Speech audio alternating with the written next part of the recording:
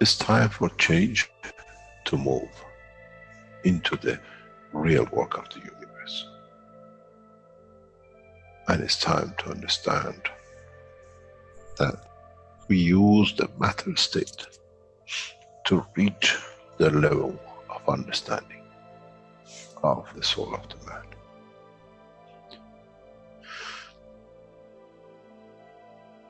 Now you understand maybe why the Creator has sent his messengers in the name of whatever you have had.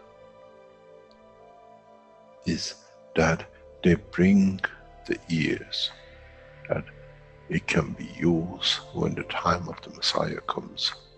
They can teach the soul and the message, not to oppose. But by them understanding through those who have become Messiahs, to give from their souls to these to elevate, the job is made easy. The school is there and the students are devotedly there. Then there won't be any fight between what they call the Muslims and the Christians. The lamb and the lion will eat and sleep in the same nest. The Christians and the Muslims will sleep and pray in the mosque and in the same church in the name of their souls, not in the name of religion that is used to create so much conflict for the benefit of those who were the hyperactive children. The time has come, the time of change is here. And as I said, my wish is my command. If it's your wish to see peace, the path of peace is laid very clearly. It's the soul of the collective awareness. By giving will create that position of change. No other thing. There is no pen in the soul of the man. And I'm sure once you go into the universal community, you will never see anything written but the balance of the fields of the soul of the existence. Try to be humble enough not to become arrogant in the power that you have understood and you possess. Otherwise, you'll fall in the same path of the church and the mosque.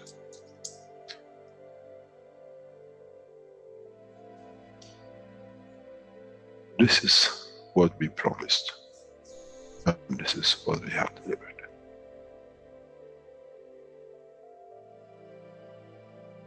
We have to understand the operation of the soul, and we have to understand the soul of the man is a star in the cosmos of the universe.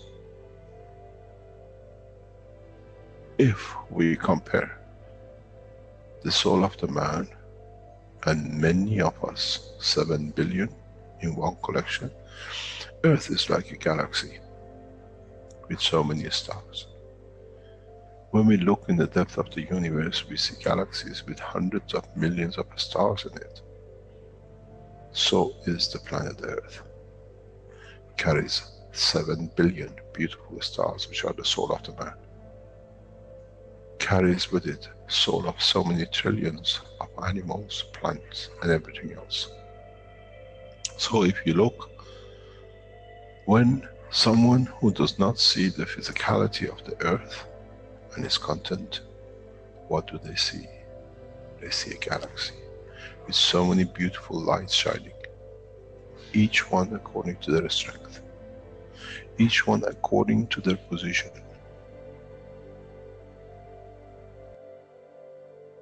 An infant has a beautiful soul, so has the old man. To those who do not see the physical dimension of this planet, but they see the strength of the field, we are clusters of stars. The human race, every single soul, no one from a distance sees that's the soul of a fisherman, that's the soul of the cosmologist, that's the soul of the president. They all shine irrespective of the physicality. This is the magic. This is what the new science has to bring to man. When we look through our soul, we see nothing but we star in the other souls. And this is the break. This is the understanding. This is what all these teachings are about. Coming to mature to the next level, to understand in the deep space, the universe is the oyster for those souls who serve. Then man is ready to go into space. Then man is ready to become part of the universal community which has been promised. I never promised you heaven. I always promised you the elevation of the man to join the family. And now you have the key. It's you who has to open the door to understand, if I can raise the soul of these people or millions of other souls, that the physical life on this planet changes, then I'm worthy to be part of the universal community. To be there to serve, to expand. To be there to be part, that in the cycle of life of universe, I become, in being part, I become part of the totality. When man reaches that point, a new dimension in the strength of the soul of the man will appear, which is beyond imagination of understanding of the physical life. It's the gate to the opening of the new life, in a new dimension, which is beyond imagination of what you might call a new beginning, a new cycle, which that cycle carries with itself the origin of the creation of life in the universe and in the universe.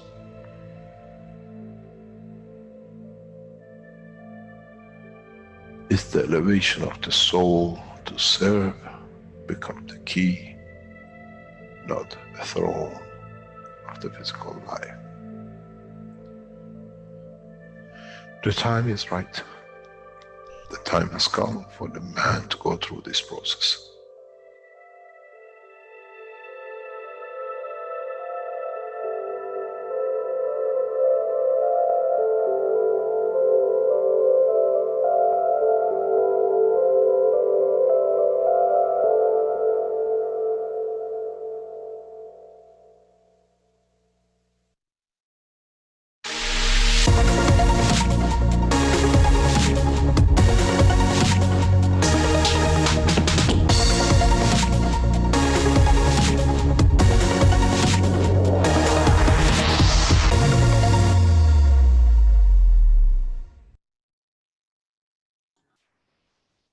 Welcome everyone to the 101st One Nation, One Planet, One Race for World Peace for Tuesday, January 21st, 2020.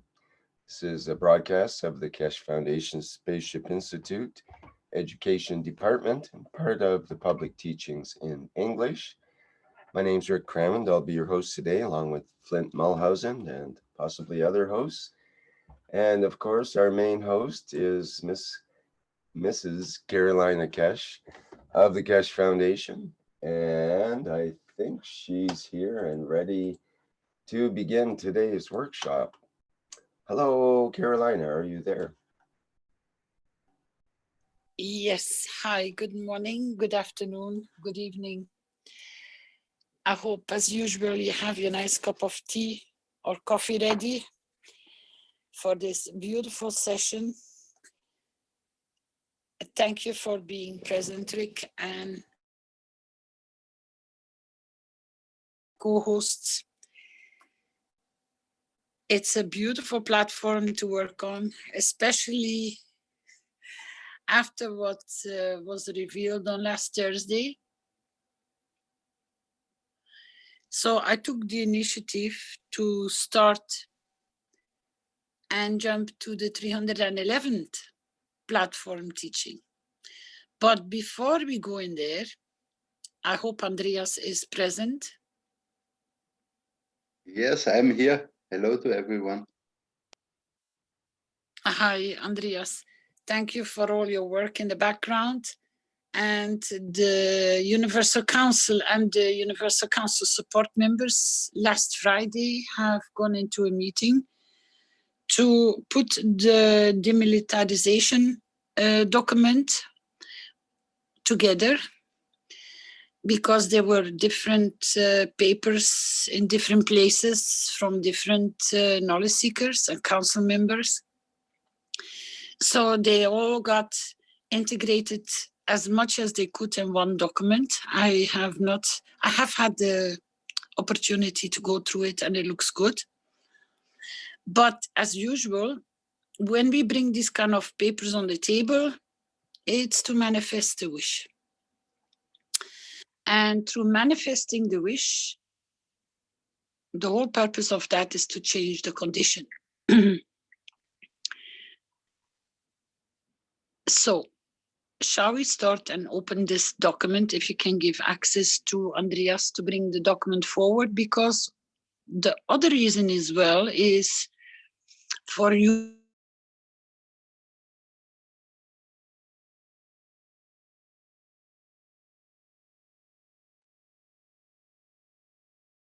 I got kicked out. Where did you lose me? For you said the last two words. For you document. also. Yeah, when we put a document like this on the table, it is to get the input from everybody present today and more in the future, because different people will start visioning the change, what they can do with this kind of information. So this document is not permanent. We just put it together as a framework. Then by stages, in small stages, to open it up. Let's try to spend maybe an hour on it and see how far we can get through the document, and see who else can come up with maybe more opening of the document. If it is too extensive, then please write it down and post it to one of the knowledge seekers or the council members or the council members, supporters, that we can add your opinion, your vision, what you would extend on this document, because it's a very important document. Because we all have understood that the military, the way it's been created, is a world on its own. It's as good as it has its own life in parallel with our life, which we know as a day-to-day. They function completely independent, and with their whole infrastructure, which now has or is about to change. Our purpose to serve with this document is to bring the imminent change, not by force, but as we are creators, we change the reality of its existence.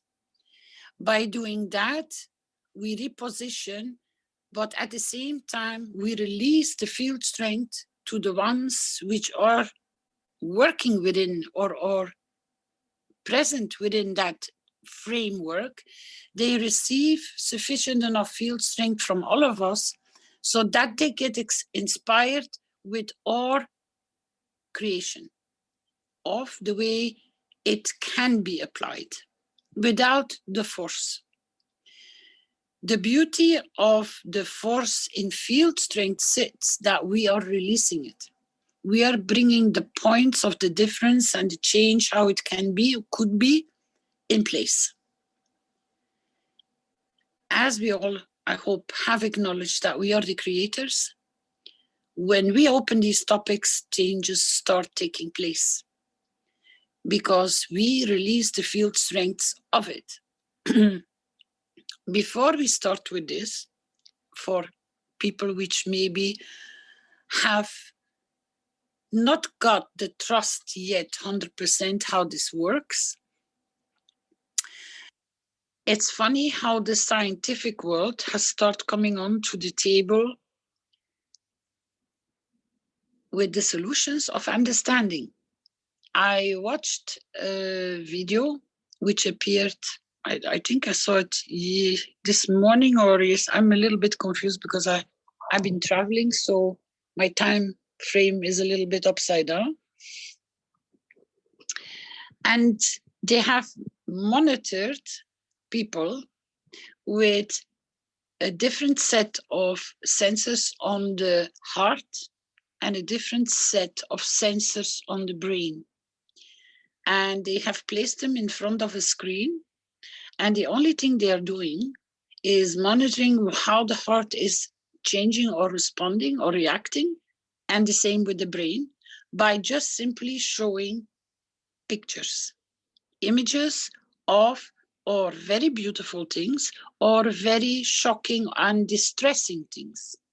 Now, what they have discovered is, funny enough, but not funny if you understand the working of the soul, is that the heart responded before the picture was shown.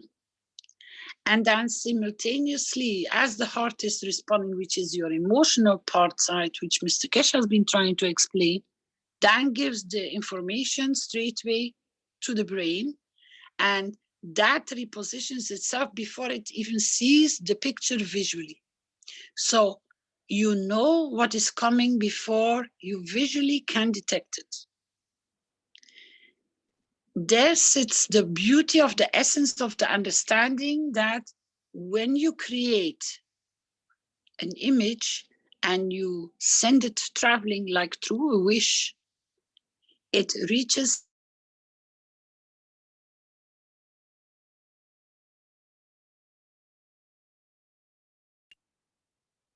Okay, I got kicked out again. Where did you lose me? And I'm going to first double check my network.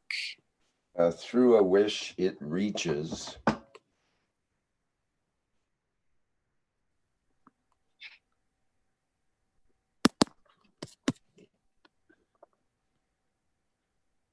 Can you hear me now, Rick? Yep. Does it sound better as well? It sounds quite clear. Yep. Okay, I'm just going to double check that we're not on a double C. Just lost you there, but I think you're checking the mic. Okay, I should be stable, I hope. Let's pray. If not, I have a third system which I can kick in if I keep on getting kicked out. So please, Rick, if you can repeat, because I couldn't hear you anymore. Yeah, I can't remember exactly what I said. I had it there. Someone else can remind me. Where you lost? About the wishes. And right after that, it cut out when you said wishes. Yeah. How the wishes are operating through field strength. That's where and why Mr. Keshe is encouraging people to work with the field strength. The understanding of the field strength. Because we are plasma, when we create something in our mind and we give it a purpose to serve, it's already arrived before we even speak it out. So even our typing and posting is in a delayed process of actually the people which are receiving it, as we have the intent in the direction of why and how we create a wish. That's why they are working so efficient, and that's why they are working so accurate, and that you see the results so fast. So the more that we can unite in creating on this platform the wishes for wherever we put them as a destination to serve, that is the beauty of understanding the process, how fast it goes. 3-4 years ago, the time of Dubai, Dr. Parviz passed me 2 or 3 books about also this type of research, which confirms the same thing, but there they did it with bacteria, virus, and then later on with animals and bigger animals. And every situation is the same. The animals are not responding as long as your intent is not there. The virus, bacteria had the same result. Now they have done it with a human being and it has the same result. So whatever you think, but in the purpose for what it will serve, you release the energy, the other person already received it. They received the full package. So the more we are attentive in how we position our thoughts, with what intent, we know it gets delivered. That's why we then, as we would say, we see the fall, pardon, then we see the fallout, which is literally the result of what we created. So the only thing we are doing by writing it down and composing the letters and the documents is for the next generations, when they go through our work, to find the corresponding points. That which was done there, that's how much they worked on it, and this has given the result. So in so many ways, we are speeding up what our speaking and writing and communicating is. Literally, it cannot catch up. Our thoughts are much faster. The delivery of whatever package we want to give through the wishing and the intent is delivered instant, before your heart responds and before your brain registers it, and before you can even see it. That's why you got so much. I have a question for you that comes to mind right now, so to speak.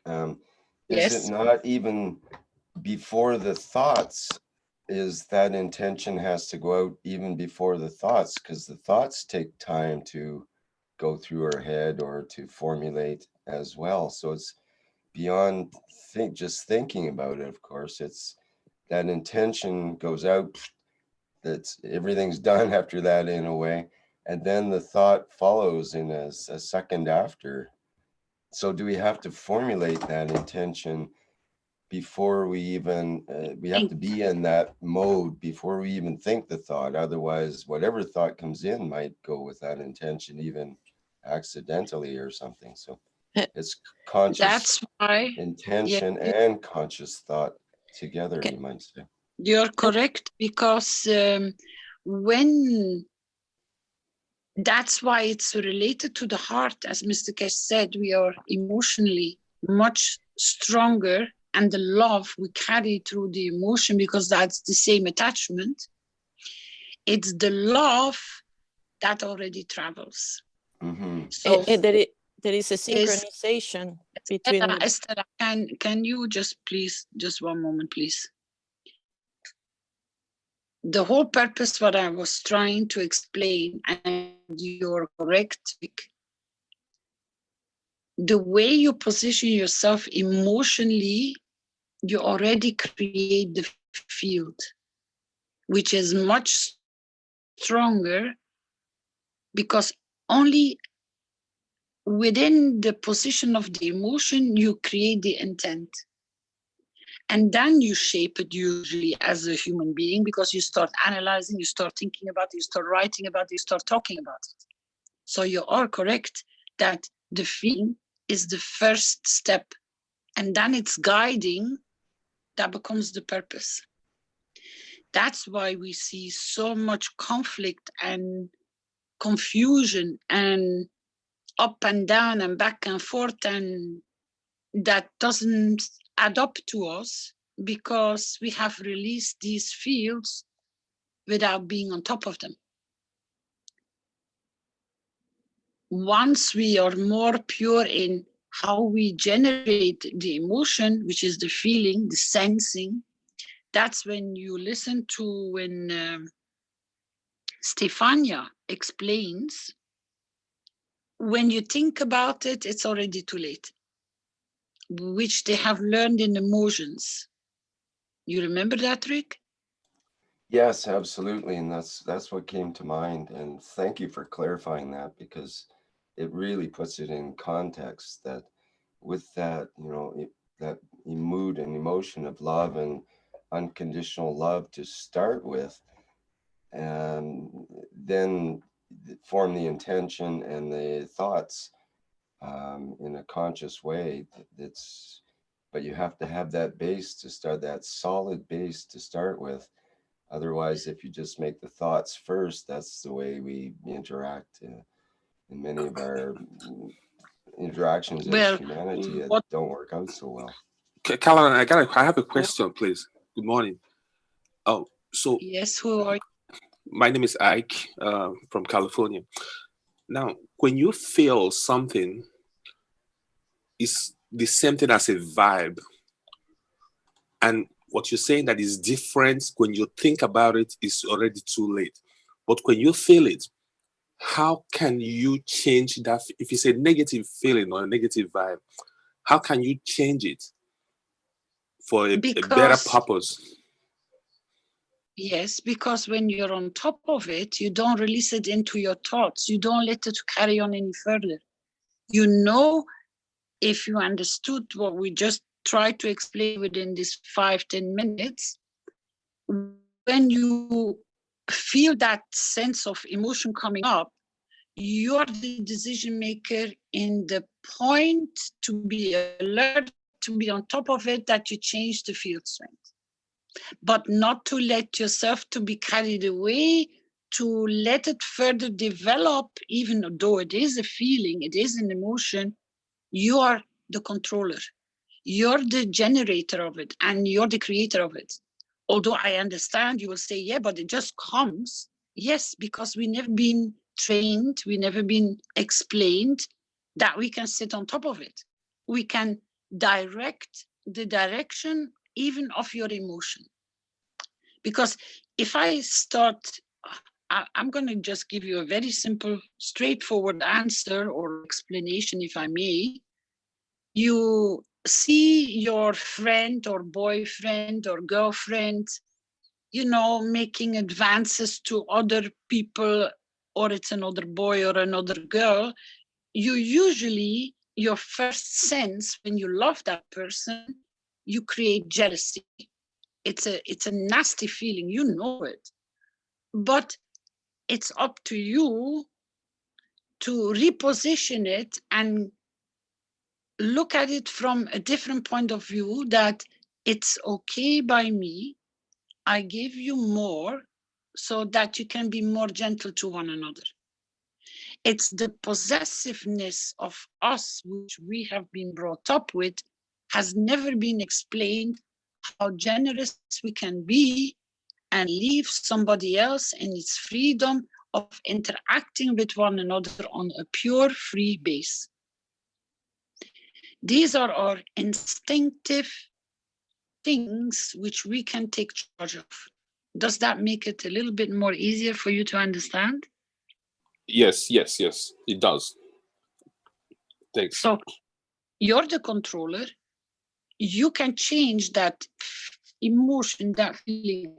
At the moment you catch yourself that this is the emotion, you start creating, and then you start elaborating on it. And that's where fights and discussions and separations come from anyway, because you carry on with that first feeling instead of analyzing and repositioning yourself to put it in its purest form.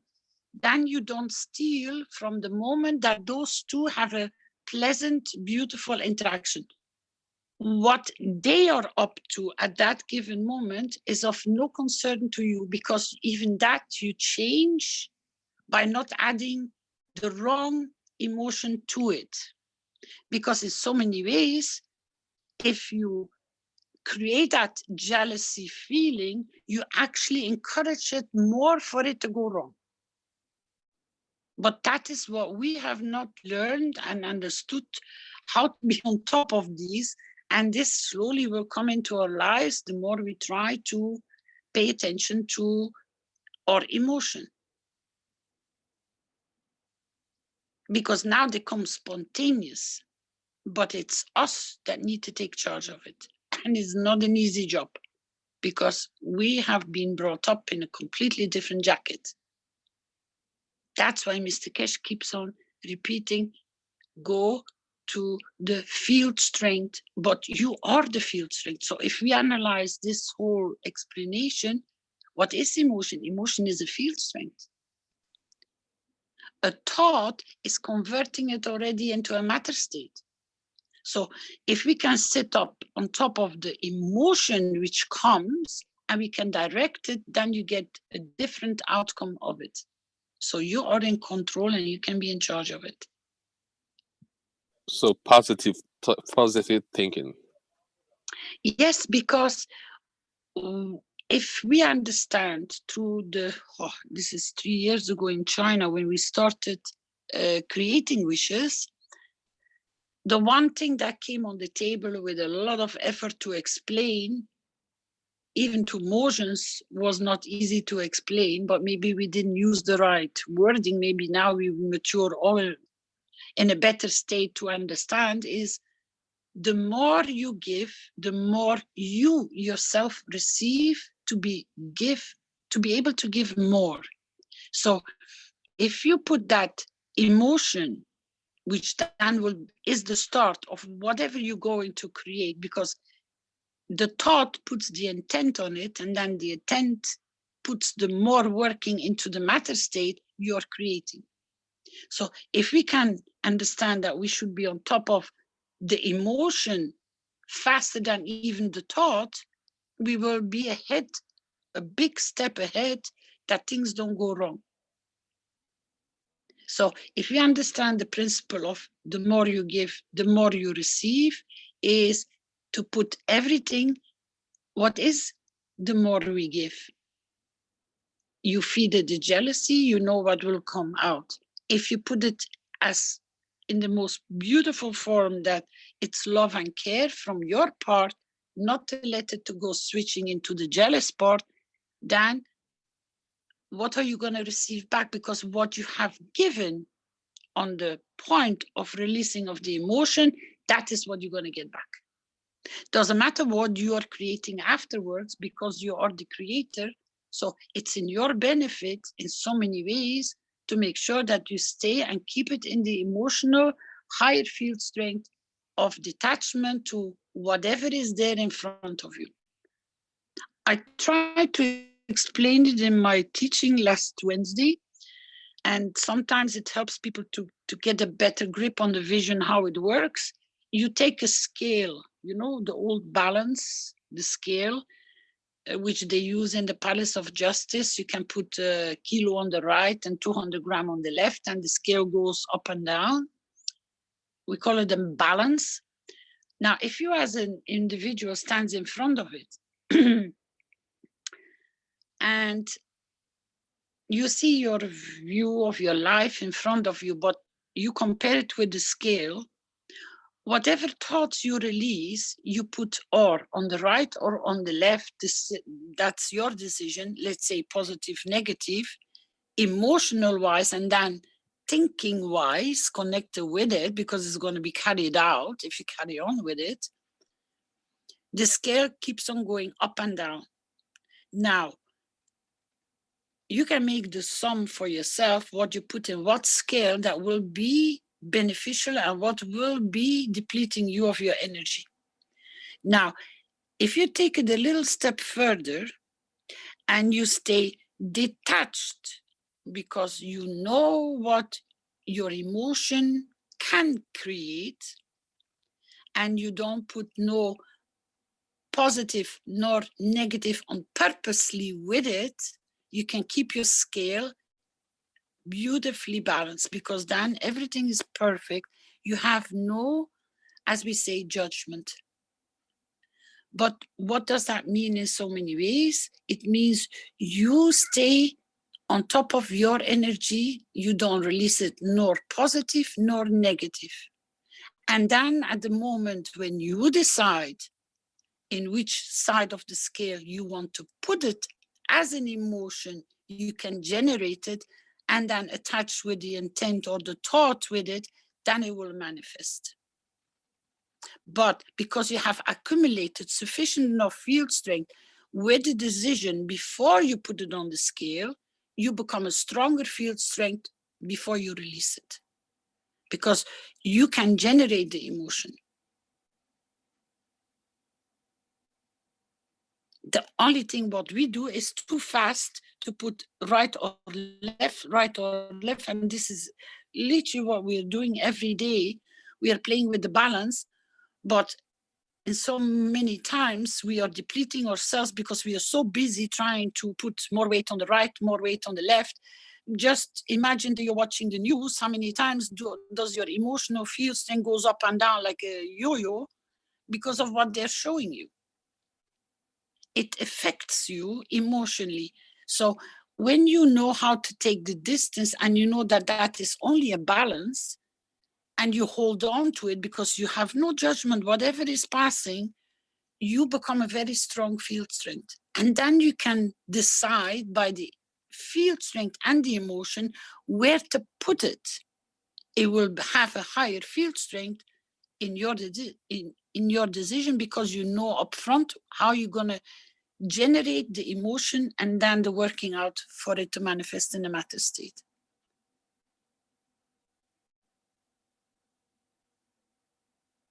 And you can train yourself to do that because they have done the tests in the schools with putting plans. One receives everything, the other one doesn't receive anything, to try to create that image of understanding. But maybe now, because we are putting it on the table and we have gone all through the soul teachings, if we know now that even the emotion is faster than your purpose for what purpose you wanted to serve, that's why Mr. Keshe keeps on using the same words, understanding, then you can work with it, then you can operate with it. Now, even that understanding is related to your emotional field strength. Doesn't matter, it comes out spontaneous, but you can be on top of it. Is it positive or is it negative? Do I have a judgment about it or not? And can I sit on the right and release it? There is your point of where you're the creator to decide where it's going to take its flight.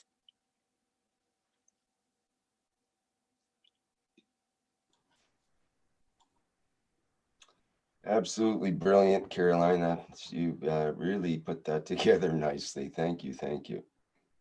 You're welcome.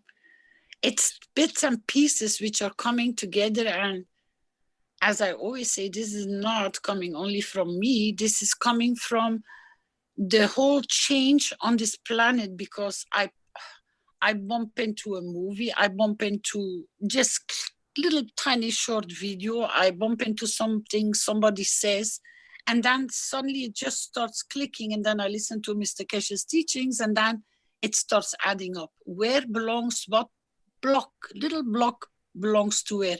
Then I listen to Stefania, I listen to the other motions. So all these little tiny bits are falling in a chain that I can put it on words. Exactly. So it's not coming from me. I received it from all the others to be able to even put it on words.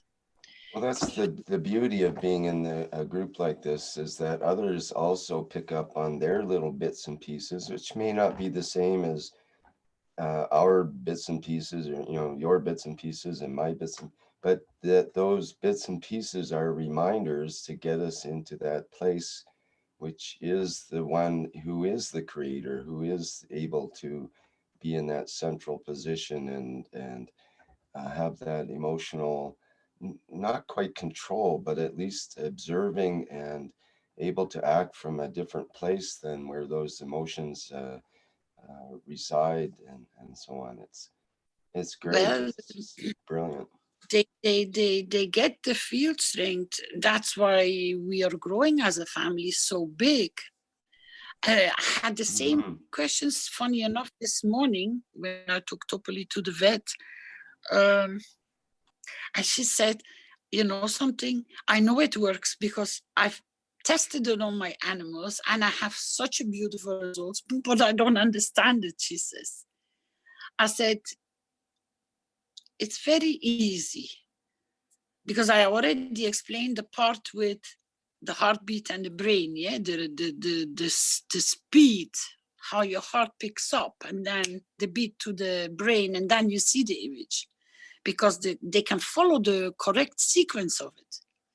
I said to her, it's very simple, darling. I said, look what you have created here, your practice. I said, all the medication is there, your cupboards are there, your table. I said, you have chosen everything. I said, the way you treat the animals is your choice.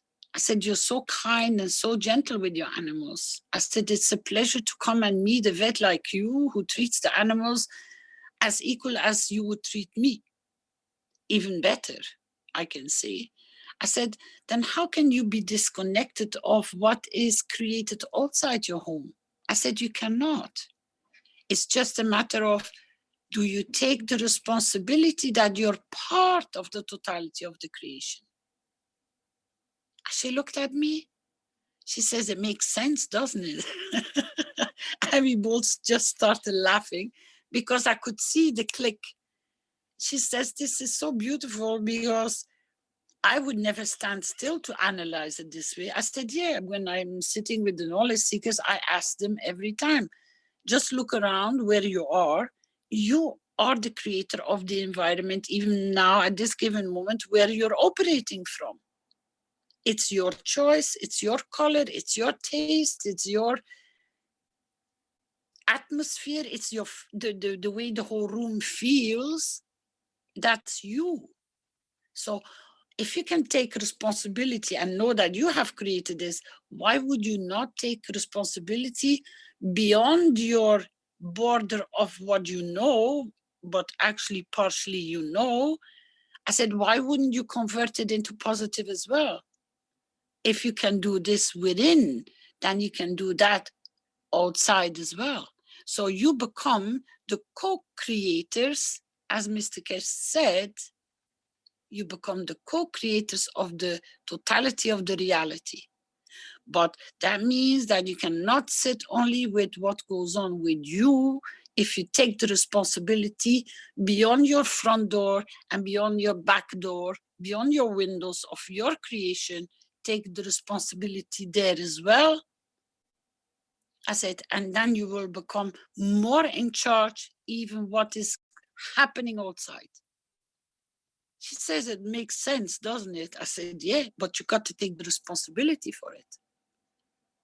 It's like you see the news, you can convert any fragment of any piece of news, you can convert it straight away with a positive I give. Because that's actually what we're doing with the wishes. That's why they are so focused in their work of the change. But if you become aware of that, and you pick up a news there, and you pick up a news there, or you hear something there, but you convert it in the emotion as you're receiving and conceiving and analyzing it, you are the co-creator of the change. And you will balance the fields much faster than just go into what we say, fake news, correct news, wrong news, painful news, it doesn't matter. Because even that, you are so powerful that you can change it. But you got to take the responsibility for it. That when that emotion hits you, you can divert, as I said before. Even Mr. Keshe said it last Thursday. He said, how did he say it? With the shooting of the plane, which was literally an accident because there was no fly zone and the private flight went through it anyway, and the guy didn't have enough time to make up, to verify, so he had to act. So he shot the plane down. in so many ways you can say, oh, you stupid guy, but why don't you say, with looking at the sequence of events, bless all the souls which actually literally came down with the plane, because they are the part of that huge understanding they won't do it again because it's so horrendous. Now they have given their souls to add to the peace. And then their souls, because you converted in that way of looking at it, you elevate their souls. That their purpose, the way they died, it serves such a beautiful target for all of us to achieve world peace. And Mr. Keshe puts the attention to it in his last Thursday teaching. And it happens so many times. Bless those souls that have put, in a way, a sacrifice for that to bring that change. We've seen it, if you remember, with the container where those 39 people they found in England, choked to death, children, and they had nothing to breathe anymore. There was a full lock fridge container.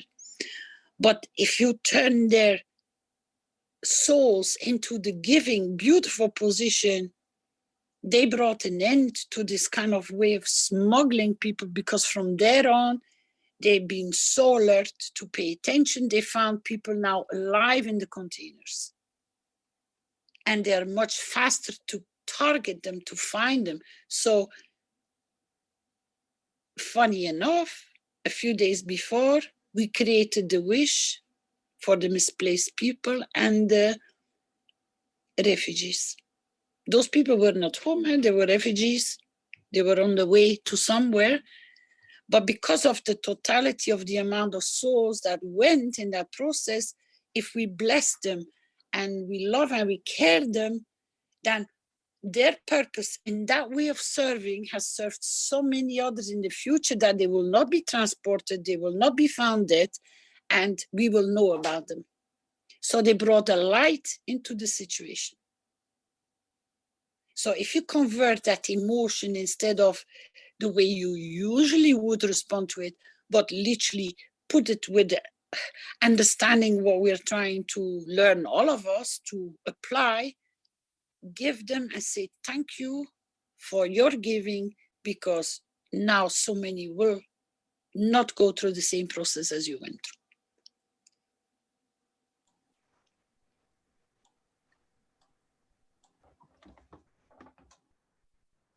Yes, that's a brilliant way to look at it. And I'm starting to look at news articles and events in life, traumas and things that we naturally encounter as humans.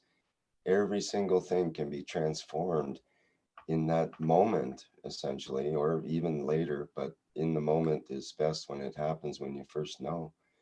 And to do exactly what you were talking about, to be able to divert that negative energy or convert it or transform it in various ways to be on top of it, as you say. It's brilliant. And these people that gave their lives, in a way, if you were in that position, just briefly sort of envision it, what more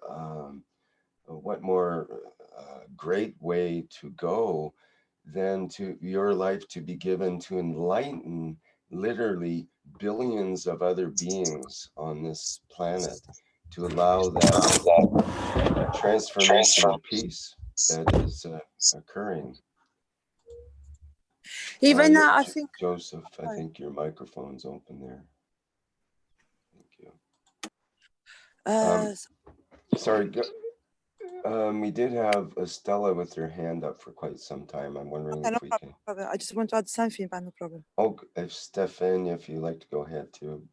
Very short, just on this. Like also, I think maybe I'm wrong, but also I think that's why also people pass away, or people dying, because every time someone die, elevate all the people around them. every time a friend or family member die, he elevate, and he elevate everyone around them like a ripple effect. This is the way I see it. It's why I think I agree when Mr. Keshe, he said when someone passed away, there's a celebration, like a birthday, because we all getting elevated. I mean, this is my interpretation. No, it's more in a way that his journey actually starts. His journey for what he has accumulated on field strength, that is the positioning where he's going to take his position in the creation. That was very clearly explained by Mr. Keshe last Thursday morning. Does he also elevate people around him as he gets position? Because usually the person does not die until he settles his books, as Mr. Keshe says. So if there are traumas or there are disputes or there is a uneasiness among other family members, usually the soul or the person holds on to that moment that everything has gone into a balance, and then he departs, not before. So the celebration in the way Mr. Keshe is referring to is the releasing of the soul because his books are balanced. And because we know that he starts his journey, that's why it's a celebration. And to make sure that the soul accumulates sufficient enough, that's why you pray for the soul when they're passing over or they start getting sick and you know that they're going to pass over. You give from your field strength on purpose for that elevation of that soul, that it can find its higher position. So you literally set it off on a travel with you adding your field strengths to them. And it doesn't matter if you didn't do it as it takes place now. You can even go back to all the people that you have ever known that has passed away nearby or around you, or even the ones that you take a general consideration for the souls. You can elevate them at any given moment because you're the one, because you generate at this moment in this state the elevation of their souls. That's why Mr. Keshe is also referring when you, before you start doing your nano coating, your creating of your ganses, your magraph systems, your star formations, he insists to advise you to give from your soul to those units because they are the stars, they are the souls which you are about to create. So if you want them to be from a higher field strength, you start paying attention before you start manifesting them. So your emotional field strength and how you create them, that will give you the result. Let's say if you create a magraph system that Mr. Keshe was referring to, he says, if you're a naughty one, then you're going to get a naughty soul in the house because you are related to the creation of that soul.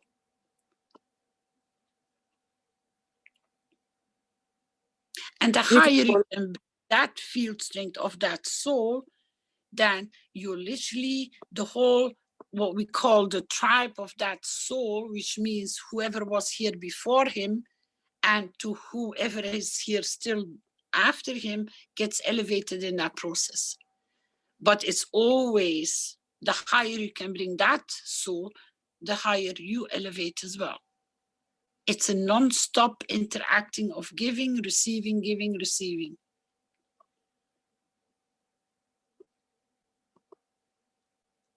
Thank you. Wow, nice.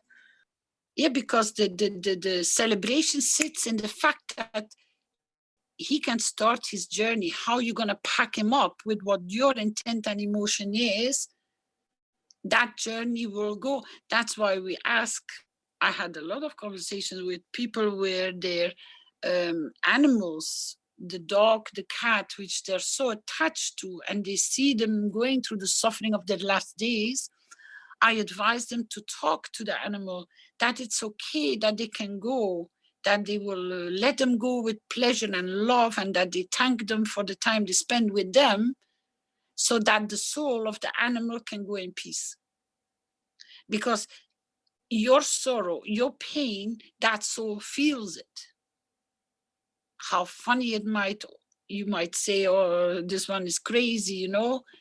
You should celebrate that the time they were with you and try to overcome the emotional pain, because it's you who is actually suffering from the loss of the love of the one which is passing on. So that's why I said don't steal, but give them and position them that you set them free. Try to get to that balance, to turn it in a beauty than in a suffering and a pain. Or try to shorten the pain, that you don't hold on to the field strength of the soul which is departing by your pain. Because they know, they feel it. Makes sense.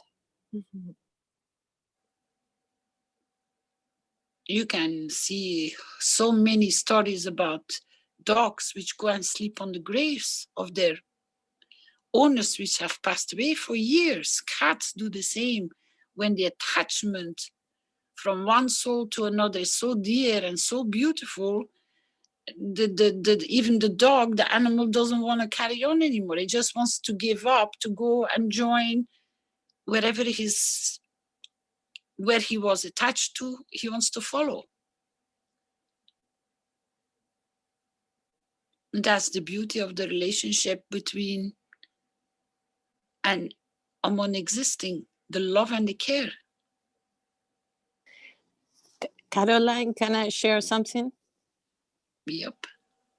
I don't know if you guys remember, I shared my story of my dog passed over a year ago in my arms, and I told her, it's okay, you can go. And she gave the last breath, and because she had pneumonia, so her breathing was pretty bad. She couldn't breathe and she was suffering. So I told her, it's okay, you can go, you can be free. And then I feel this wave of love coming through me. It was amazing. So the next day, my husband, my daughter, and my son, we all together, we dig a hole here in the garden, and we put a little tangerine tree above her place. And today we shouldn't be having fruits. We have this tangerine tree full of tangerines, and it has like 12 tangerines. It's amazing. And it's, it's winter. We shouldn't have those fruits. And the tree is like happy and green and amazing. It's like we don't want to eat the tangerines. We kind of admire the tree, but we can see like that giving back to us, from her, and a co-creation with the tree. So kind of comes into. You also have to understand, Estella. What? When you put your direction of your cat or your dog, the tree receives part of the feeling of love towards the animal which passed away. The tree participates in it. That's why the tree is doing so well. Yeah, but I also remember talking about the intention, because she was so sick. I had her in my arms, and my focus was in her breathing and her feelings, and like my bubble of attention completely disappeared of my surrounded. I was 100% connected to her. And this is a little bit what we were talking before about our intention or creation. I know my heart was 100% connected to her, and what I want to add from the previous conversation was that synchronization of thoughts and feelings, where you are in the moment, and the heart and the mind is one, you know, and the pure feelings is when you identify yourself with who you truly are, you know, a pure being of love, and you're connected to who, open to who you are. You have opened your heart like completely in your field strength of who you are, and I think that's really important to be connected to the pure field strength of who you are as a loving person. Knowing that is a knowing, is a feeling, is you feel that toroidal of the heart, you know, pumping, and you're in the emotion. So that's what I want to yeah. Thank you for sharing. I think it's time, if nobody else has any more questions, that we start opening our document. Anybody, any more questions about this? Hello, Caroline. This is Lawrence from Hungary. I really enjoyed last Thursday's teaching and the teaching you gave on Wednesday, the day before. And I have a few questions. Mr. Keshe explained that we are many times that we are the seed for universes. Is it possible to go where it's a little bit less noisy? I can barely hear you. Are you still there? Yes, I am. I'm trying to find a better spot. Thank you. So he explained that we are the seeds for universes. So basically, and you said we are already perfect, meaning in our present human body context, or as in our containers. And my question is, if we are perfect as we are, since we can give and wish and create as future universes, can we wish and create with the same power as we will do after we leave our body? Why do we need the body enhancement kit, or do we need anything to be able to access these field strengths?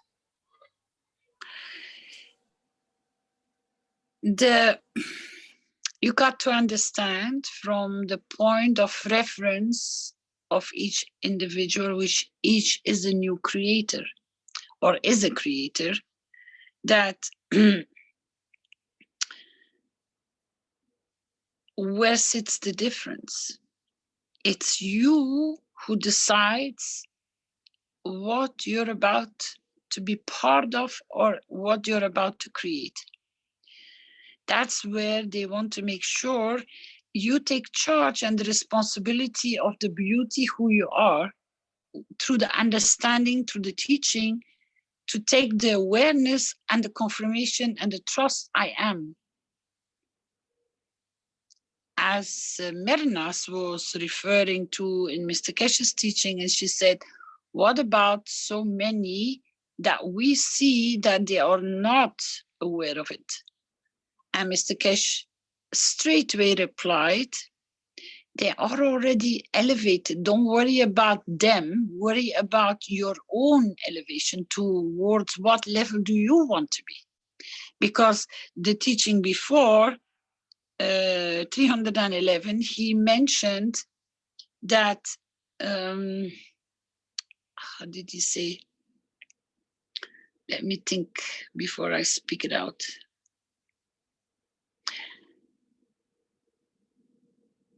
Even going in the unit, he put the question down, are you choosing to the lesser, or you're going to choose for higher and go for the choice of the universe?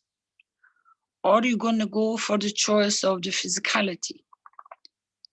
I don't rephrase exactly what he said, but if you go back and you listen to it, where he comes to this point, you will understand. It's your choice. How high do you want to jump? How beautiful do you want to be? Because you're, at the end, the creator of your own beauty. You're the one who's shaping yourself, not the unit. The unit is there to support you because it has the fields. It can bring you back to the point you were in the womb where you were created. Where are you surrounded with? You're surrounded because he's referring to the point you're back of the creation in the womb, which means you go back to the point where the whole universe is giving to your creation. So if he can, and because he brings you back to that point where you start as a seed before you create the physicality, that's where you can reposition everything, whatever has happened in your life. But what is your choice when you walk into the unit? But that stands the same. Do you need a unit? No. You needed to know how beautiful you are. You needed to know to confirm your existence as a creator, which we didn't know. That's what he said as well last Thursday. He said that is what has been kept away from humanity. He says, because the priests already know, because they have access to the true books. We don't.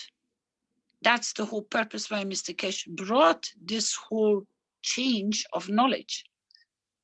For it to be equal for everyone who wants the access to it and wants to be open, because you have to understand, now you just look at the knowledge seekers which are walking in, huh? He always says it's your soul which walks you in, not your physicality.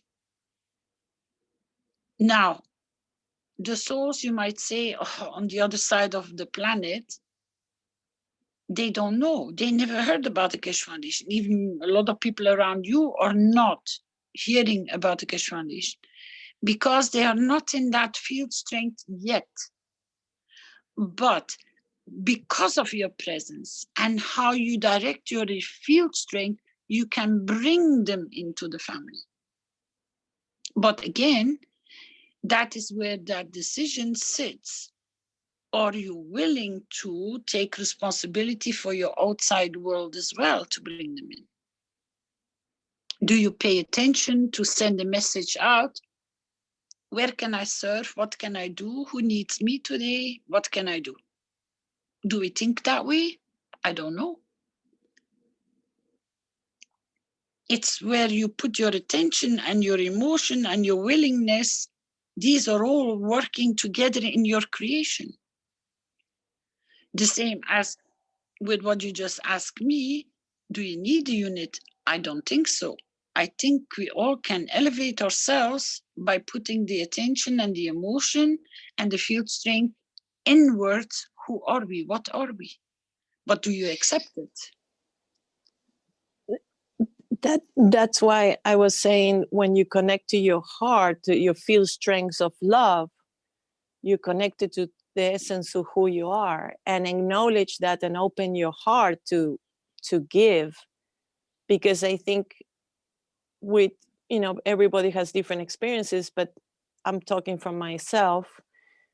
Life got me some bumps that I closed my heart and I reopen it again, and acknowledging who I am and connecting to my pure feelings of giving and desiring, beauty in a way to save for everything around me. And I think it's really important to go inward, to open your heart, to let the love flow, the field strength surround you, that's who you are, and balance your mind and your thoughts to really focus on what you want to create.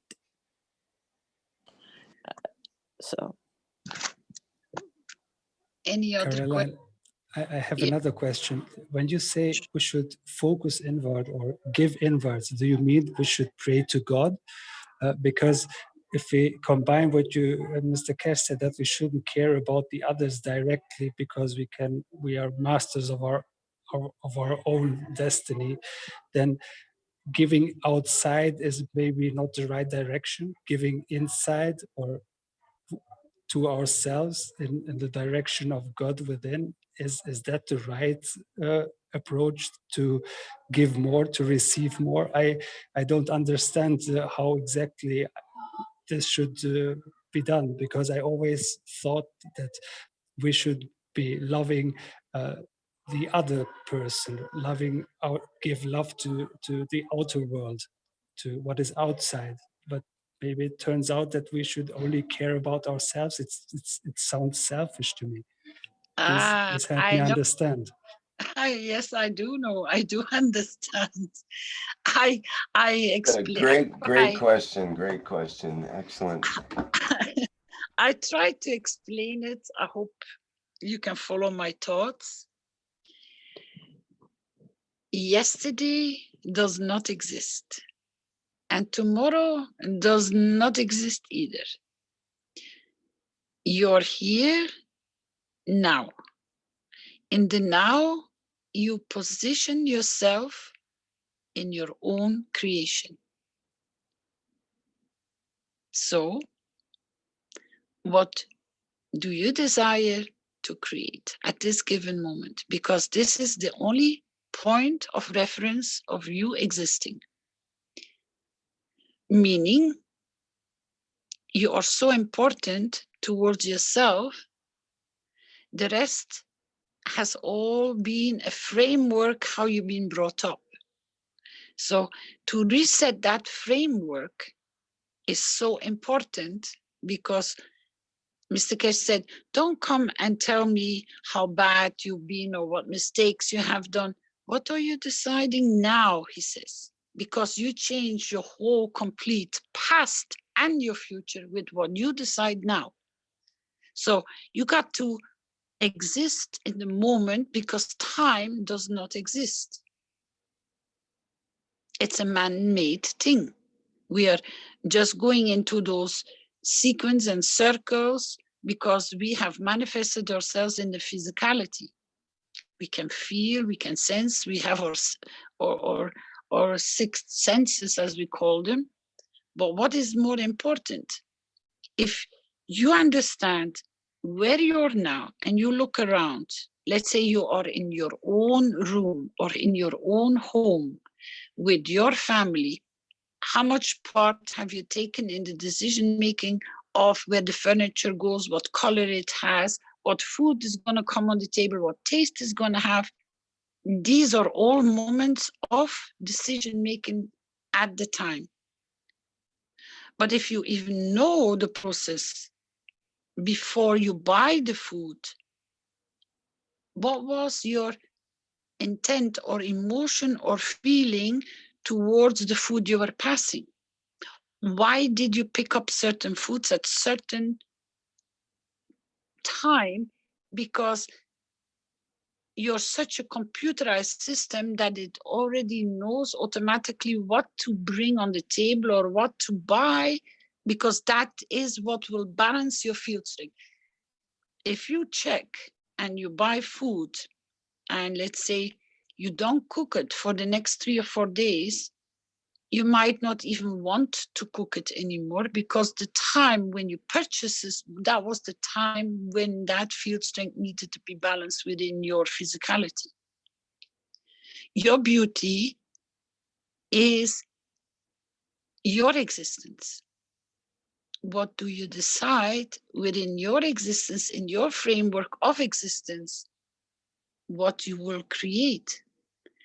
If you are aggressive, or you're pity me, or you're de je m'en fous, I don't care, in your position within the framework you are existing, doesn't that make you the decision maker, how the feedback will come to you? Then at the point now, let's say you walk out of this platform and you start becoming sincere, friendly to, and pay attention to the others around you, will that not change your whole environment of existence? Does that make you selfish? Because you literally generated at that given moment the pleasure and the beauty of saying a kind word or doing something kind to somebody else. Hasn't that created that pleasure in you because you see the smile on the other person's face? I think it will give you a lot of pleasure. So don't you feel embarrassed to be kind, or you appreciate that you are the decision maker within that now existing?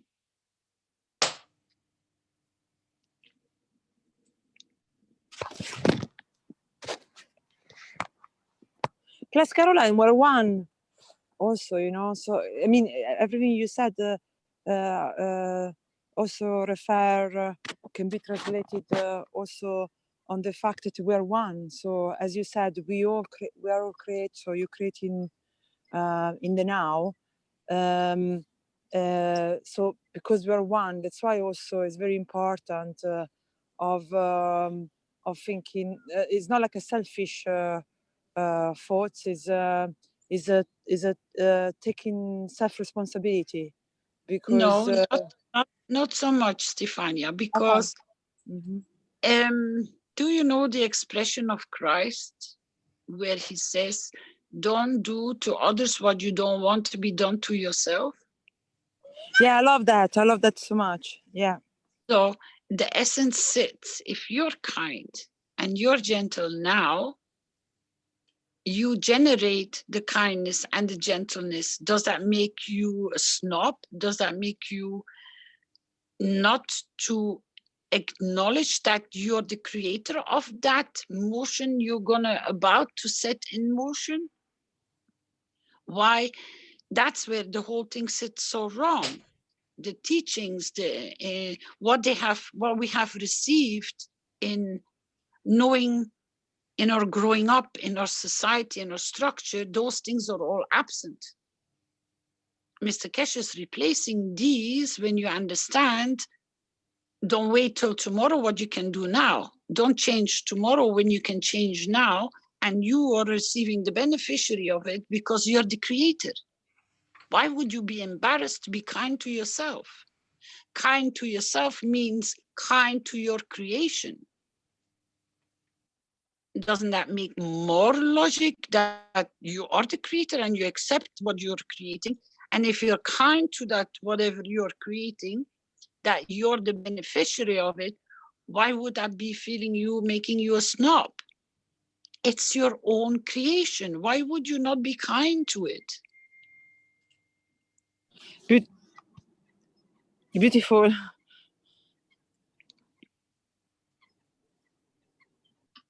And the ones which, let's say, can't manifest that, or they behave like aggressive or jealous, or all the things we know, doesn't that give us the understanding through the teachings that they are short of a field strength, that they can't balance it?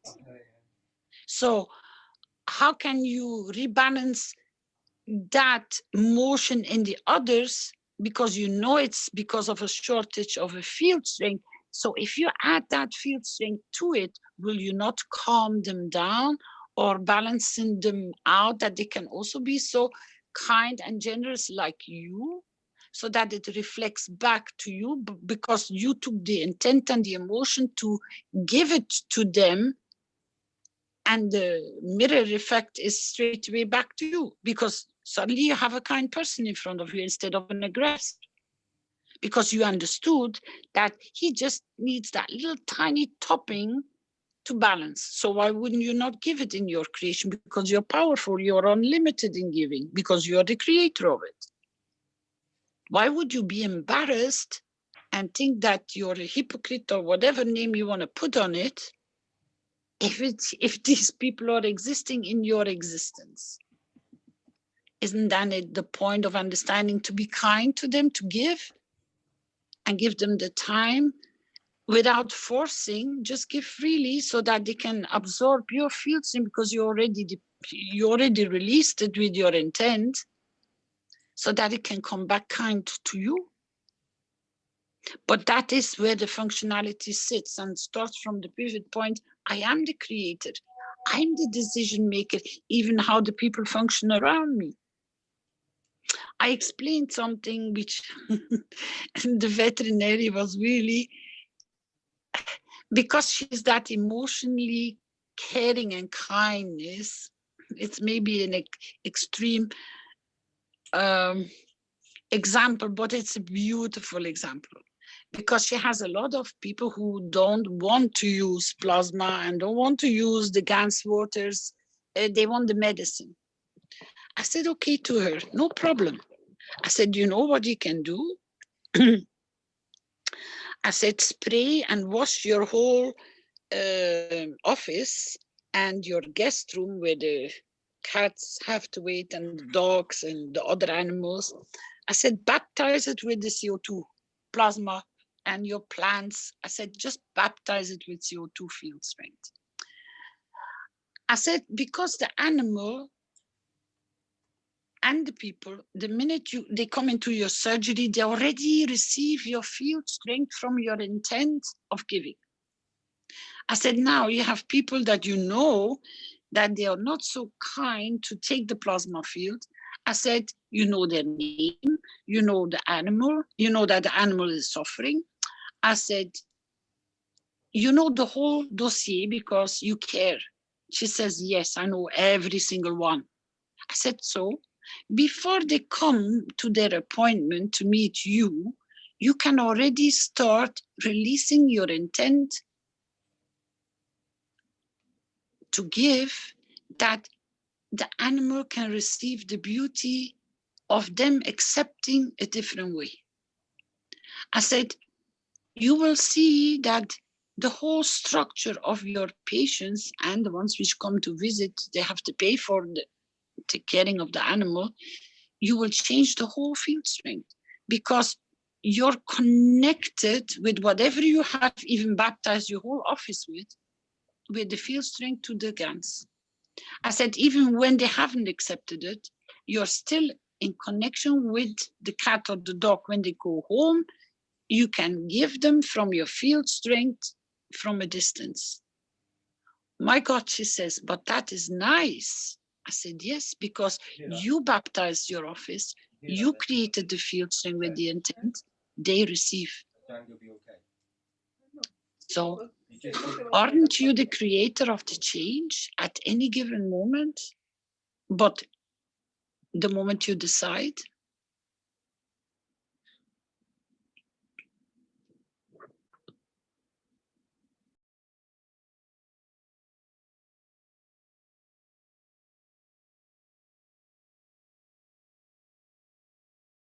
Thank you. You're welcome. Perhaps it'd be a good time to move forward to Andrea's presentation, which I think you wanted to do earlier in the show, but we got in some really brilliant questions and answers, and thank you so much, Carolina. Do you wish to move forward, or shall we continue with questions? Either way you want.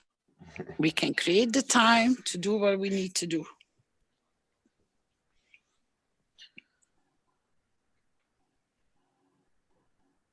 So if nobody has any more pranging questions, we can go to our demilitarization paper, because it's coming.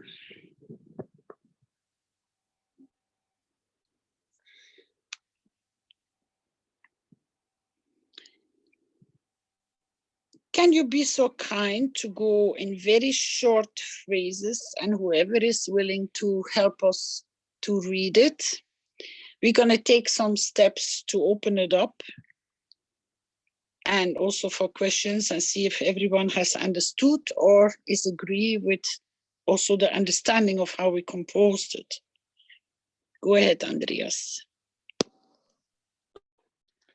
At first is to say we had a look on all papers what we had, and we come to the decision that Doug wrote a beautiful introduction to the whole topic, which does not go into the detail much.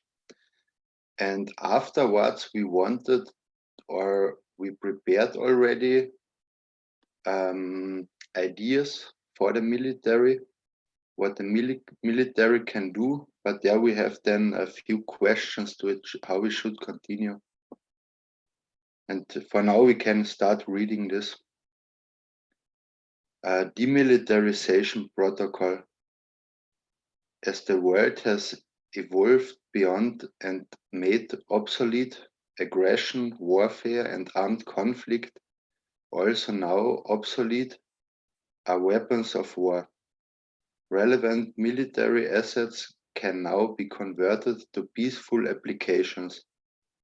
Personnel can be redeployed into civil service, and military expenditure can be redirected into beneficial projects for humanity and all life on Earth. Doug, maybe do you want to read because you wrote it or somebody else? I don't have to read. If I can read if you like, it's fine. Yeah, you are the beautiful creator, so Oh, please. Too carried away, Andreas. But it came through me. It's not of me. But it definitely came through me. Do we want to talk about the preface at all, Carolina? You want to talk about what? Oh, I was just wondering, you said to break it up into sections. So the preface is the beginning. Do we want to talk about that? You got to take a pause and ask if anyone has any questions or views or adding to the document, please. Yep. Okay, it's open to anybody to make suggestions. I would like to add not only Earth would be our, I don't know if a galaxy or I don't know how to say it, expand a little bit more to the planets. I don't know. We don't have military force there, darling. This is purely for planet Earth.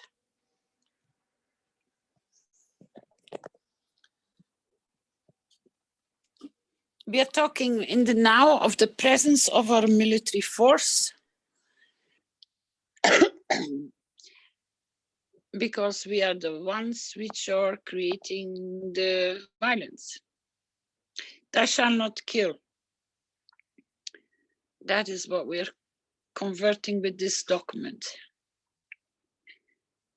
So if we stay here and start here, as Mr. Keshe said, killing does not exist in the universe. It only exists on this planet, apparently.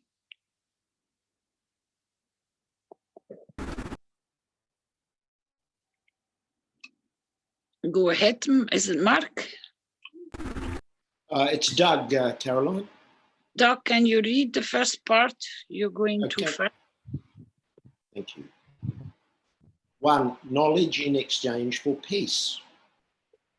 As world leaders have signed the World Peace Treaty on behalf of their nations, this brings to life a new ethos for all citizens. We are here to serve and not be served. This ethos applies equally to all, as we are now one nation, one planet, one nation, and one race, working in harmony together to correct past mistakes and build a bright future for our children and grandchildren, free from artificial divisions of race, religion, politics, or creed, sharing knowledge across the entirety of this beautiful blue planet.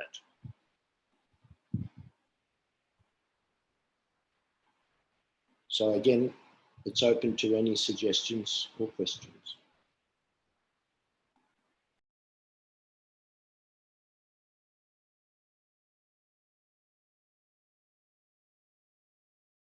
Okay, go ahead.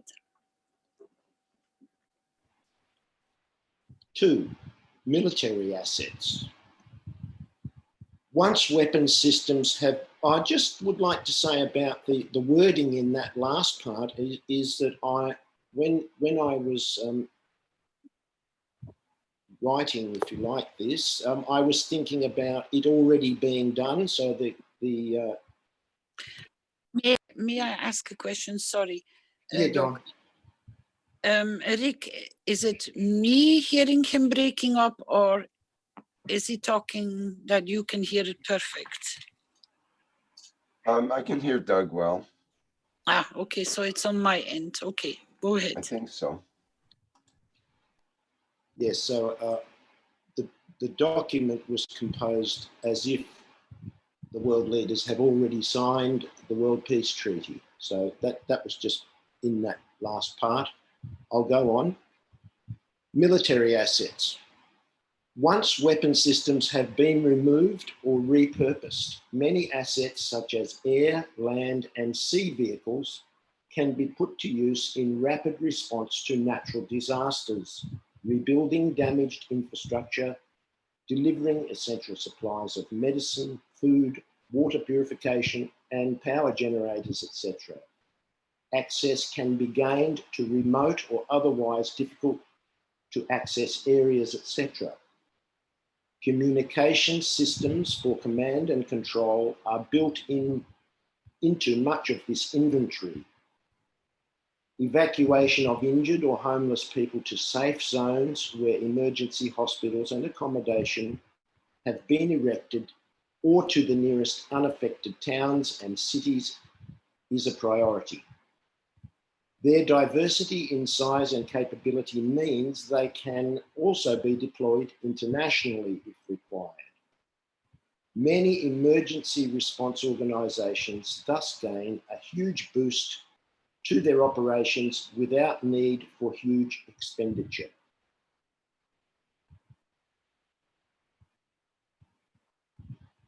Questions or comments?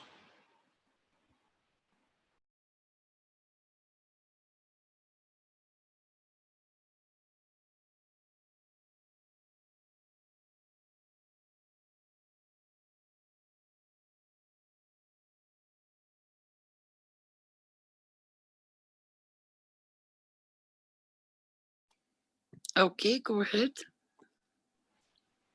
3, personnel. Military personnel are highly trained across a wide range of skills. Well-disciplined, mentally and physically fit, they are natural leaders or teachers in many fields. It requires only a change of perspective to see how easy and simple this transition is. Simply by keeping the personnel with the assets they are already trained to operate or can be quickly retrained as needed, you have a perfect combination for peaceful purposes without loss of career or purpose.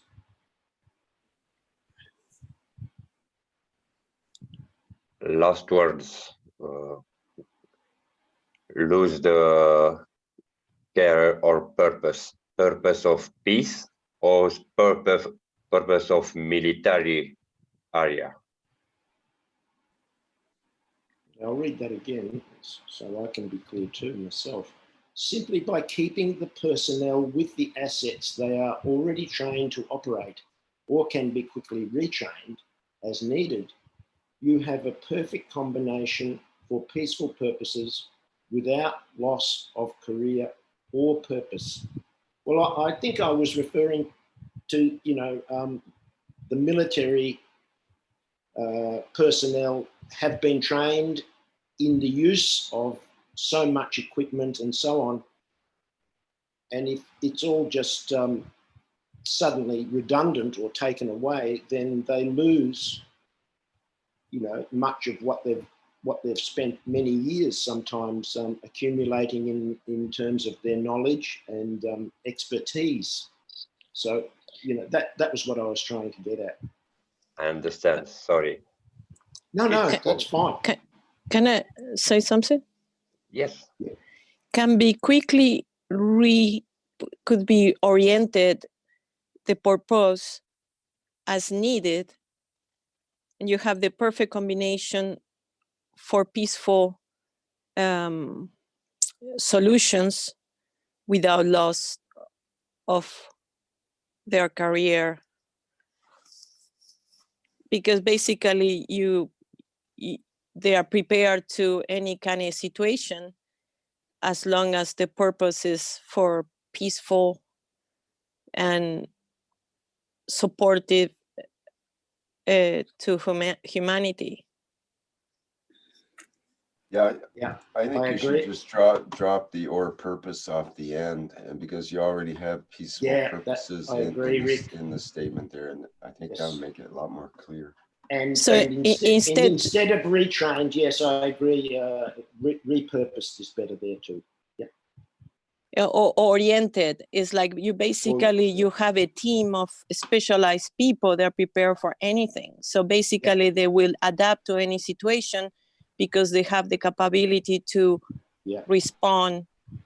And as long as the core drive is for peaceful and reconstructive, responses. Yeah, and you can drop all purpose off the end too. I agree with Rick. It's not necessary.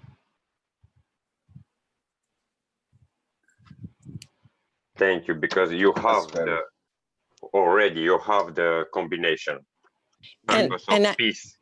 And actually by redirecting the way how they operate, you're bringing this field of strength of love to, they're using their force now to create good things. So they basically actually you're elevating their training to, for destruction, is training for building, to create, with a love force. So.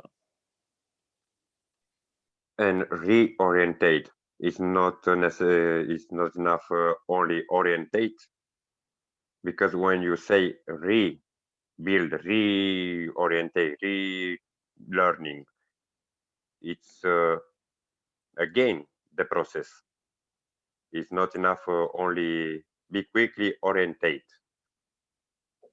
Yes, I think that's good too. Not reorientated, but just orientated, and can be quickly orientated as needed.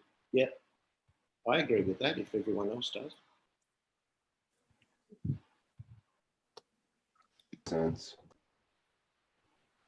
Good. Perfect.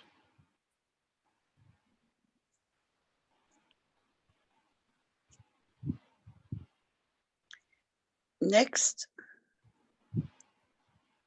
4, plasma science and technology. The Keshe Foundation is the largest, most advanced plasma science research and development organisation in the world. Keshe Foundation is currently delivering breakthrough technologies along with teaching and manufacturing facilities in cooperation with world governments across all continents in equal measure. These technologies provide profound but relatively simple and inexpensive solutions to a raft of previously intractable problems that we have faced worldwide. Successful field tests in agriculture, clinical trials in natural disease processing, reversal of pollution or contamination in air, land, and water environments, clean energy production and transportation, all backed up by irrefutable scientific data accumulated over 40 years, shows the efficacy of this technology. Some aspects of this plasma technology are completely new to science, whilst others add seamlessly to existing technology, making for a non-disruptive transition. We stand ready to provide all assistance required.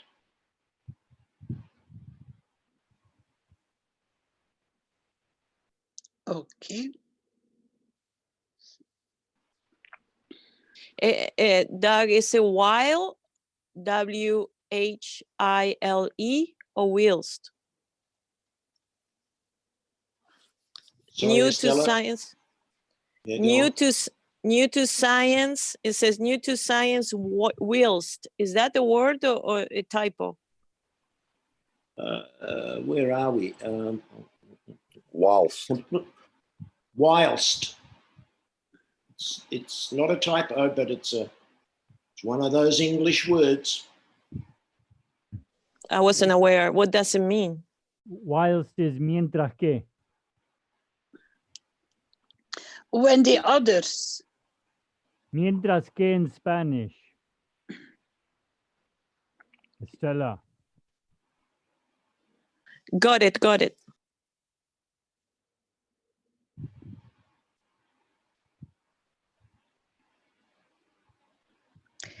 Doesn't matter. We are coming with all our flavors from different languages in our structure. It's a language cake. Ah, it's beautiful. Now, the next section is what we have discussed as a group to try and sort some more details out. So if Andreas, you would like to continue on with what we've made a number of suggestions and so on, and questions. Protocols for world military to be integrated with Douglas and Andreas.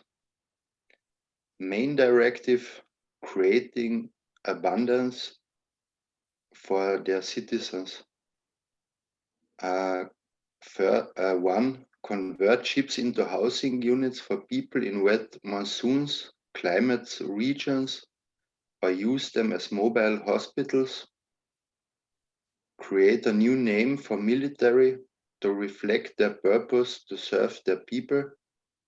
For example, Peace Fleet, Peacemakers, Start Fleet, Peace Federation, Peace Service, Unity Makers, Service for Peace, KF Peace Service, Technology Transition Task Force, TTT. Point 3, we create a path for them to find solutions. 4, we redirect them to serve their people so that they do not lose their jobs and income. 5, convert weapons and ammunition factories into guns and nano manufacturing. Stockpiles of commodities from defense manufacturers redirected to supply the guns and nano manufacturers. 7, converting ships into hospitals and housing units. We already have done that. I have it. Disarming, neutralizing landmines, neutralizing chemicals and radiation used in our food chain and in warfare. Then, military budgets, keep all current personnel funded and employees of private corporations involved in war funded so there is no economic collapse, and use the remainder surplus military budget to fund reconstructing in its own country. And then a point, the opportunity still for youngsters to be listed as a peacemaker so that they can receive education, training and knowledge, housing, food, etc. And here, for myself, for example, a question was, because the last sentence is here, we stand ready to provide all assistance required. And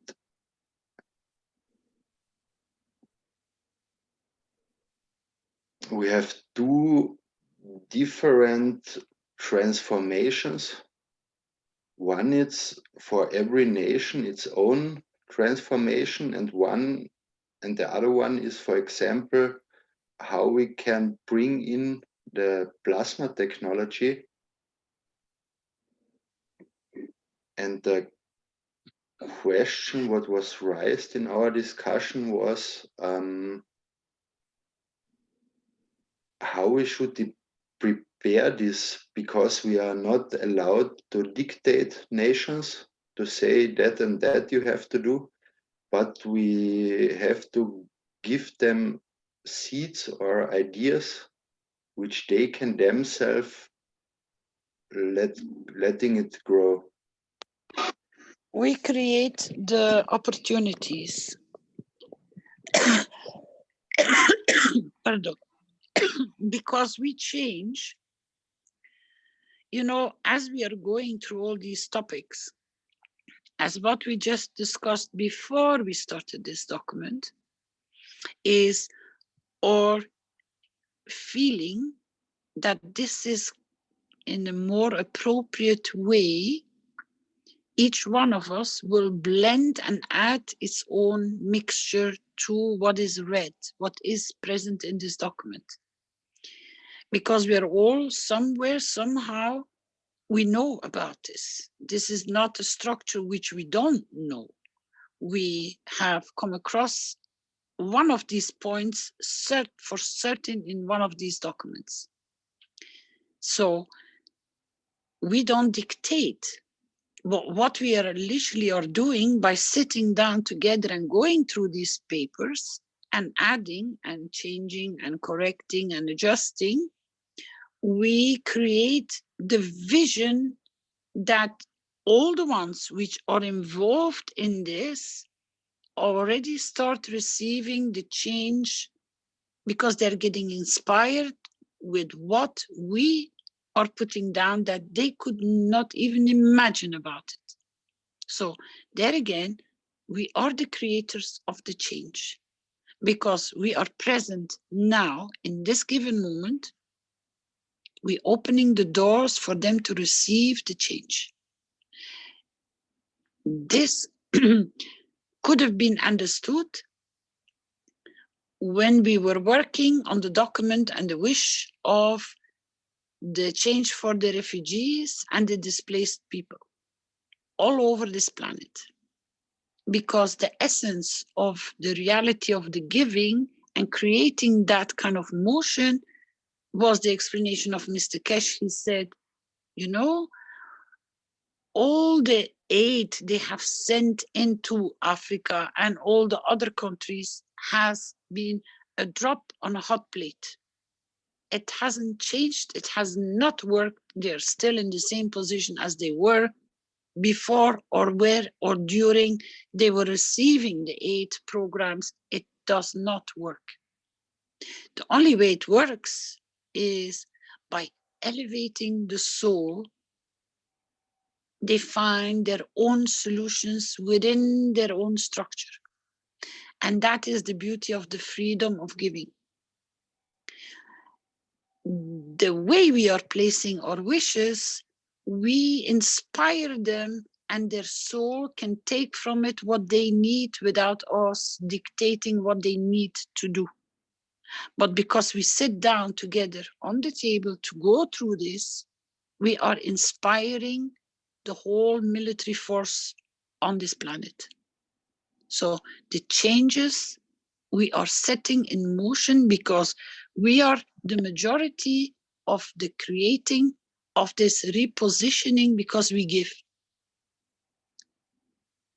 And at the same time, we are receiving from all those which have been harmed through the war, which have lost lives through the war, which are visually seeing and experiencing the pain of the war, and the so many who have wished for this to stop will be adding to our field strength, but because we are structuring it, they automatically, their magnetic field strength comes and gets attached to our field strength.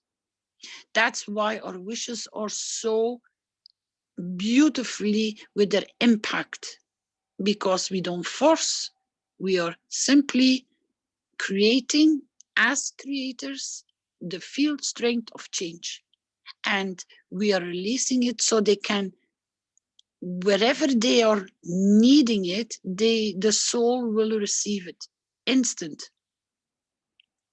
Because some of us have been through this mayhem and have notice of it, have experienced it somewhere, or have lost a grandfather or a grandmother, or whatever has taken place with the knowledge of the military globally, we know something about it. So we don't need to go into details of explaining, but we have to go into details of the changing of it. That's where we become together as creators. And soon, because we give it so freely and so beautiful, all those fields will come together and start serving, and then we witness the change, the manifestation in the matter state of what we have put here on the table.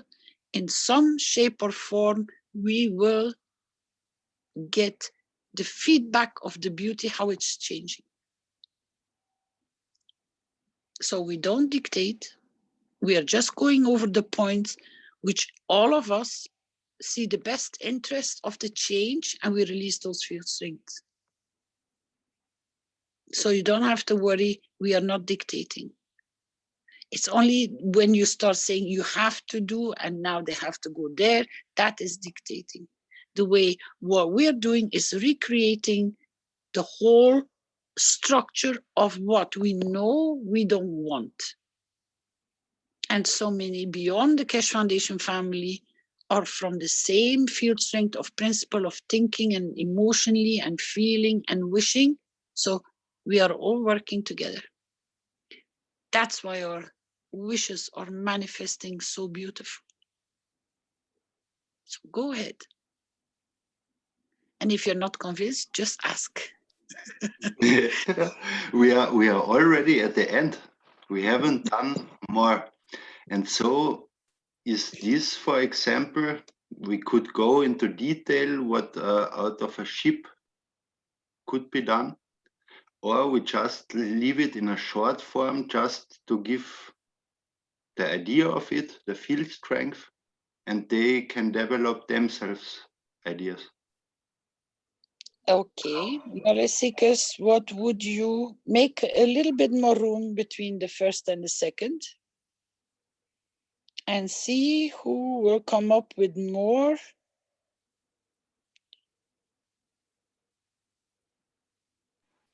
I just wanted to add that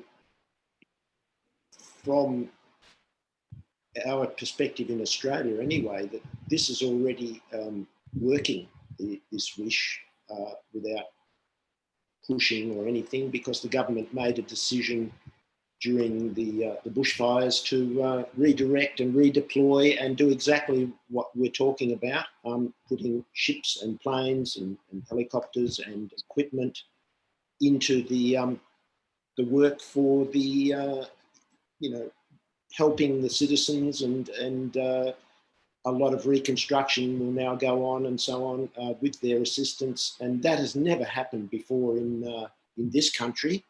So it's amazing how quickly these wishes have effect.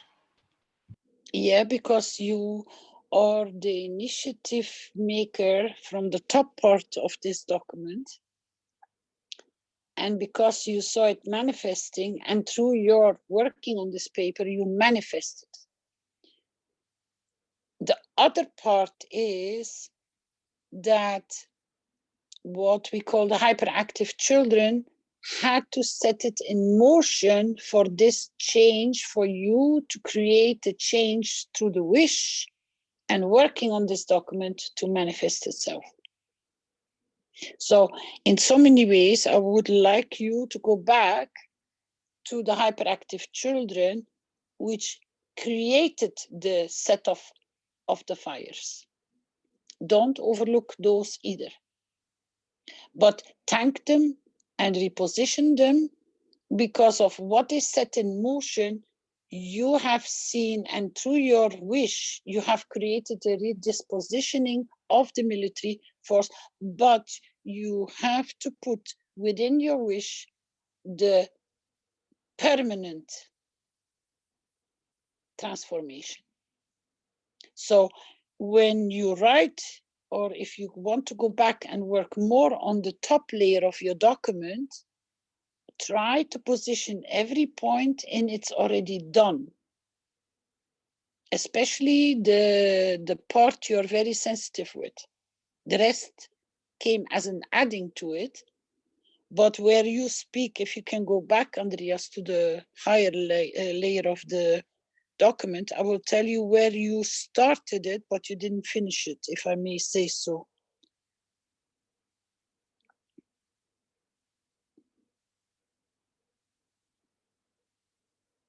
Where do you want me to go?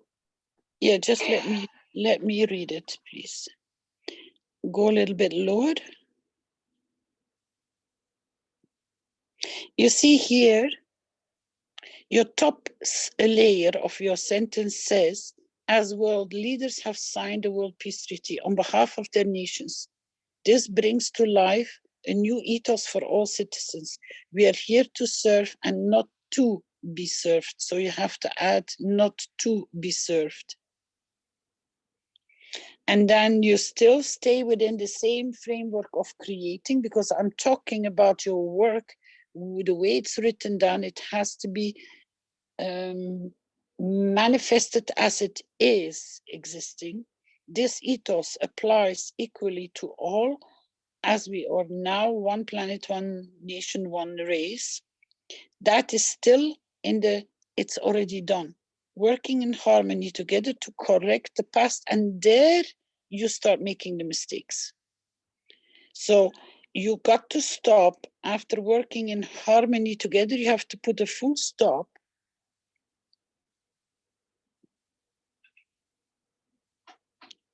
Not after working in harmony together, and then full stop. And then make a new sentence. You understand? Here, Topoli it's Rubin. If you read, you understand the confirmation of your creation, yeah? As world leaders have signed the World Peace Treaty on behalf of their nations, this brings to life a new ethos for all citizens. We are here to serve and not to be served. This ethos applies equally to all, as we are now one planet, not now, but as we are one planet. So you have to remove now. This ethos applies equally to all, as we are one planet, one nation, one race, working in harmony together. Then the rest, you're gonna have to go back and reposition your complete beauty in it. Because when you write this, you are giving to mistakes and you are confirming divisions. So if you don't want that anymore to be existing, you can't place those words within your framework of what you're creating. You understand? Yep. So in the next meeting, sit down together and try to erase, because this becomes like a beautiful wish as long as you stay out of confirming what is not in place. And I would love to use that as a wish, with adding here and there a little bit. We can get back to it in a minute. I would love to expand. If you can go down, please, Andreas.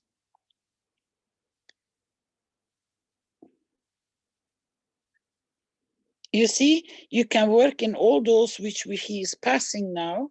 Sit down with the Universal Council, support members, and work the document completely out, that you're removing whatever you don't want in that to be a complete, beautiful wish.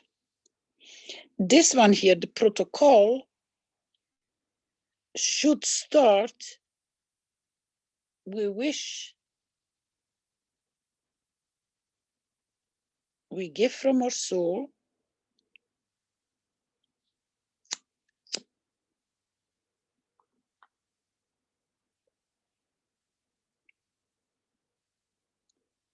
we wish, we give, we wish first, not protocols. For military, you don't need that. We wish and give freely from our soul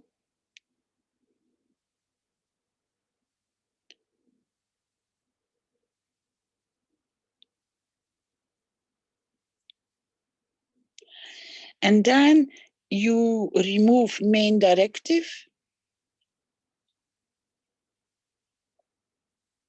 and now you put this in a header, creating abundance for the citizens of this planet.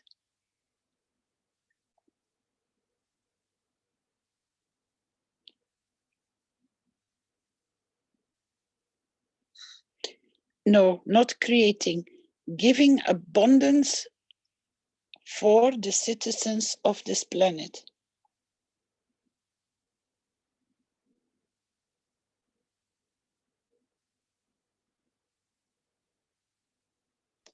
It's okay, so. We wish and give freely from our soul, giving in abundance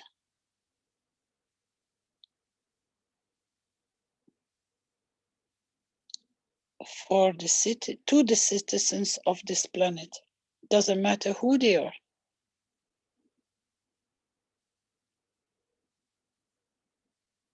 And then you can start with one simple word or two, the world of military, not next to it, but go lower, yeah.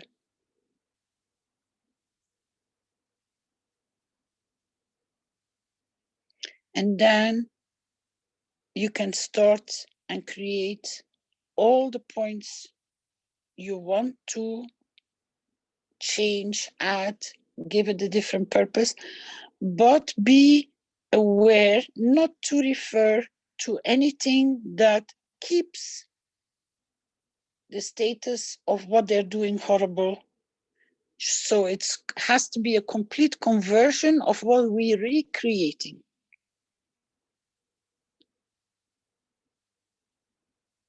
You can also use the ships for what Mr. Keshe was referring to as the flagships of peace.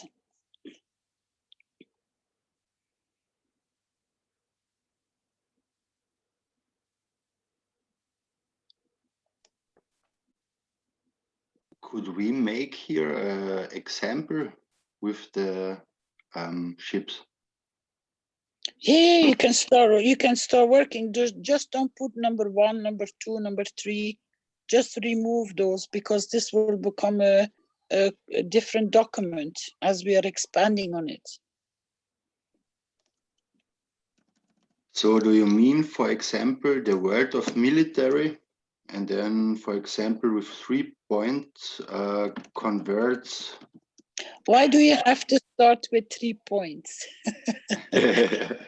Just start with the capital and start creating your sentences.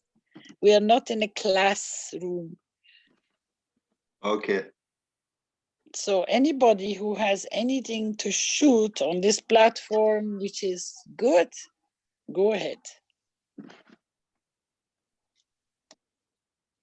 And the name, I think,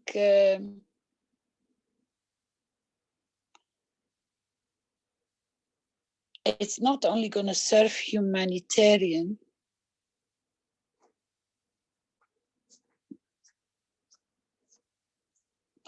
What if we go beyond the daring and we call it the soul force?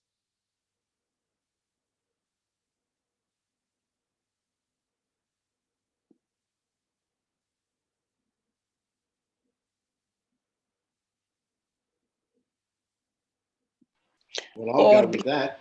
Or because we are humans, why don't we call it the humanitarian soul force?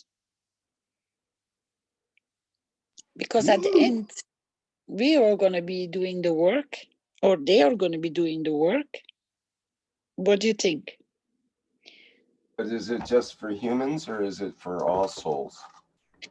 Because humanitarian soul force, which means we will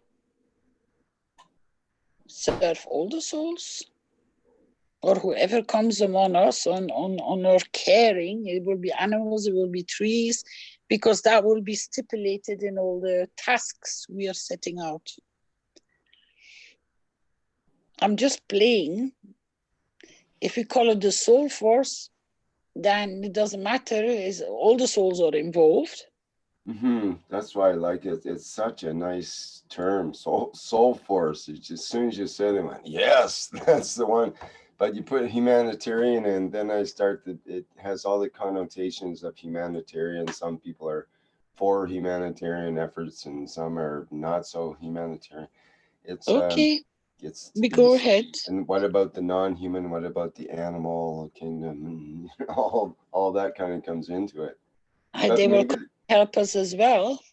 Maybe there's another word besides humanitarian that could accent the soul force that would be appropriate. Let's start with the soul force and see where it takes us. We will get inspired. Planetary. You don't need to, because we have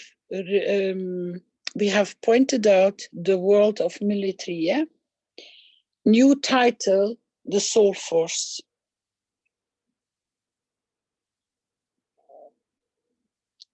Not there, underneath the world of military. No, you can keep that. What about, well, it might be premature, but I'm thinking universal soul force. It's got a nice ring to it. Yep.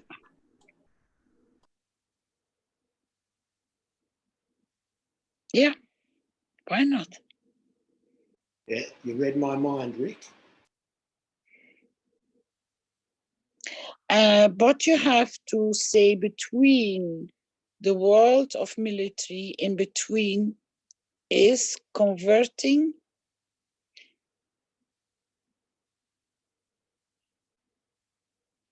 into the universal soul force. Soul force or soul service? Or just remove is. Just say the world of military converting into the universal soul force. Oh. God's was trying to say, you have a lot of interference there, God's was hard to hear, but he's trying to say universal soul service. That's why you have to mute, because there's too much interference coming through. We can't even hear your voice. It's not a good connection. He's saying universal soul service rather than universal soul force. Now, I would argue that force isn't. I like the word force in a way because it's got more energy behind it. It's an actual. It's, you know, that there is a question, for example, that comes up: is love an emotion? And one time I got the answer from someone who knows that love's not an emotion, it's a force.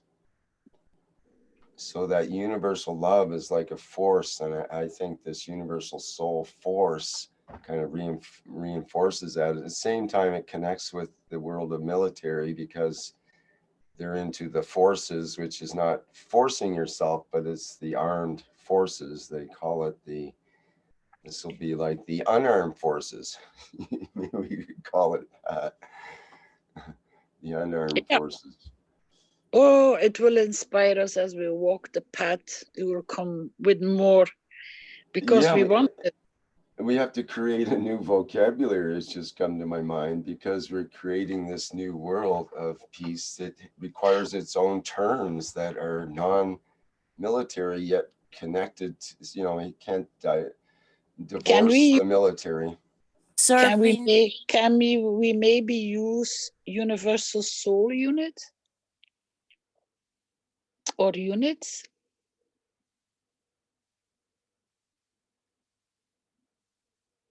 I think that sounds like it would be like a subset of the universal soul force. So under the universal soul force, you would have these units. Military has units. I think they're only a small amount of people, like a dozen, or maybe it's bigger. I'm not sure how they classify that. So perhaps it would be good. It would be good to each point, as we go into the different units of this world, we can call them that kind of type of unit. Yes, possibly. Or, you know, if smaller groups, let's say, or smaller categories, or perhaps if small groups were working on a particular topic, they could be called units that are working on that aspect, let's say. Okay, Andreas, you can remove number 2 completely.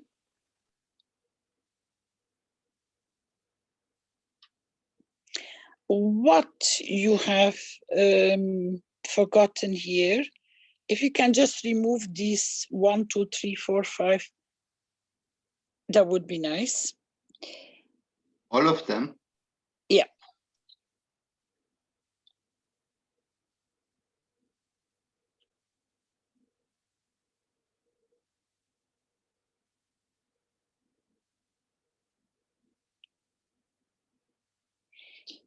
You didn't delete the topics, did you? No, the whole numbers, I deleted all of them. Yeah, but where is the text? You meant that I should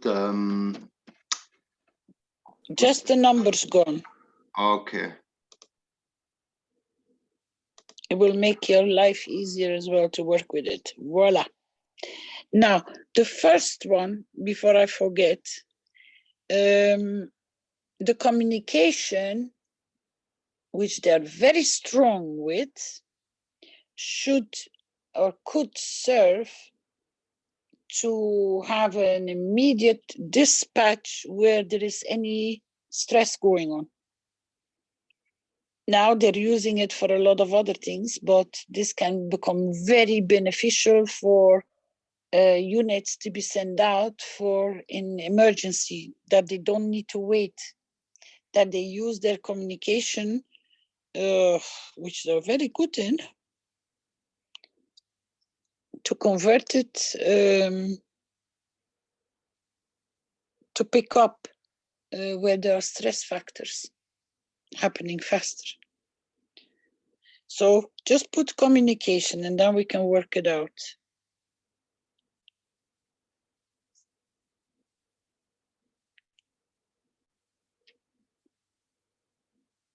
So the ships we have,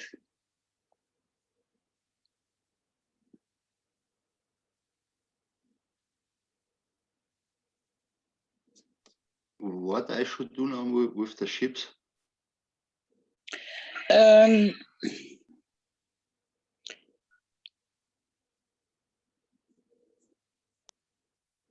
If you put converting ships, I would remove into and put housing under convert ships.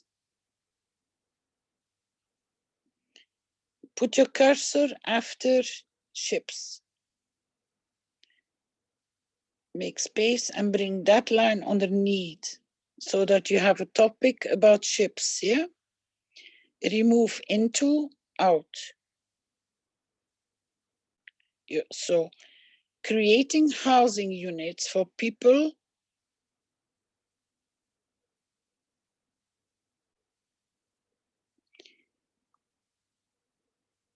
and then stop after regions put your cursor after regions and go underneath. Create mobile hospitals. So remove whatever is in front of it.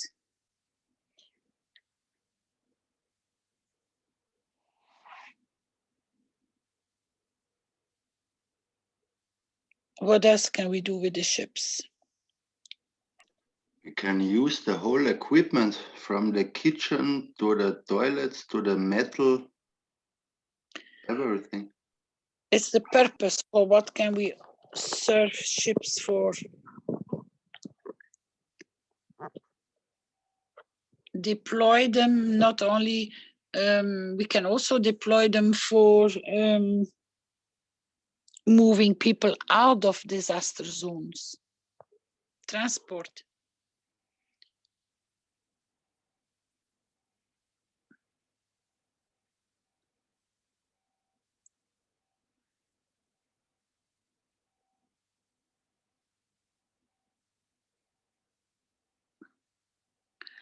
Teaching units. Dr. Gatwa says teaching units. Mobile Keshe Foundation.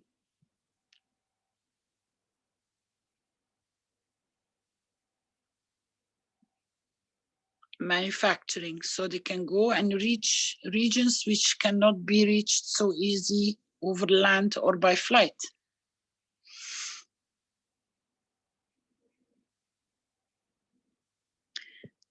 Then please remove, we create a path for them to find solutions.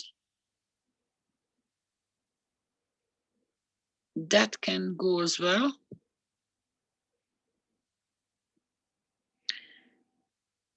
Andreas, in the word manufacturing, it U rather than O. Just You can manufacturing. Manu, yeah. Just before ring on the end, that O, turn it to a U.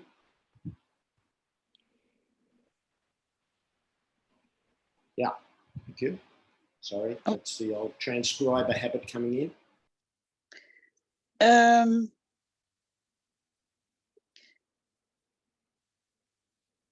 Put and remove convert.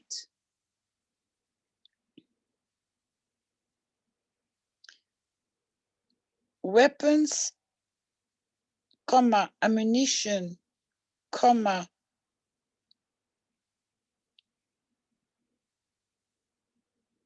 you don't need to use the and if you put a comma. Weapons, ammunition. What else do they use as metals in their manufacturing? Iron.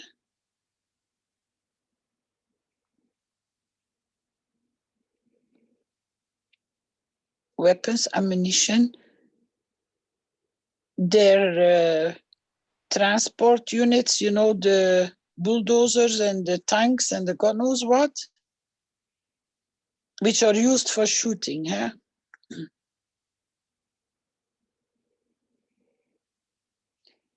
Weapons, ammunition, any metals converting into purpose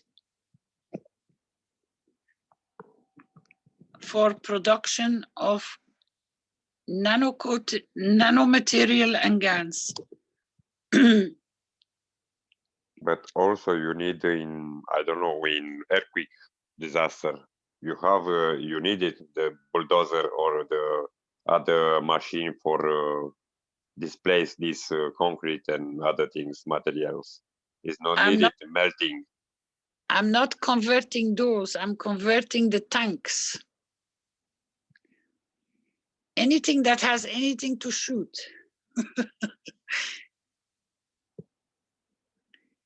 Even on the boats, we're gonna have to put removal of any of these materials from the ships.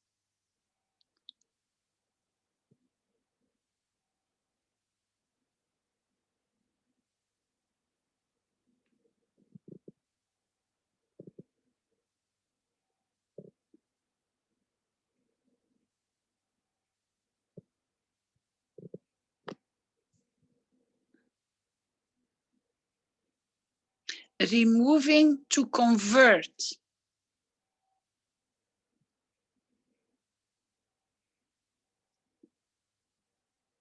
any weapon materials.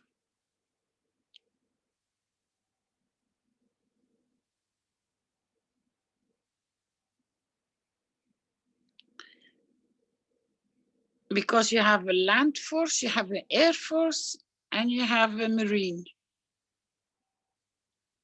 So we have to find a way that we don't need to identify the tree in a different way. So how can we do that?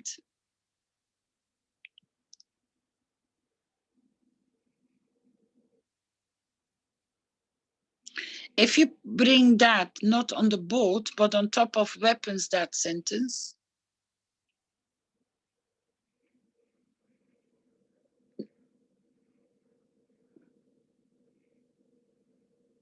Where do you mean? no, where did you go? Okay, put it underneath, yeah, and bring removing down. Close the gap. Yeah, yes. That's our own point, which is not attached to the ship. Yeah. And then add weapons underneath removing. It doesn't matter where they are. Removing to convert any weapon materials. And then I would remove weapons and add ammunition after materials. No, go after weapons. Remove that one and bring the sentence to add after materials.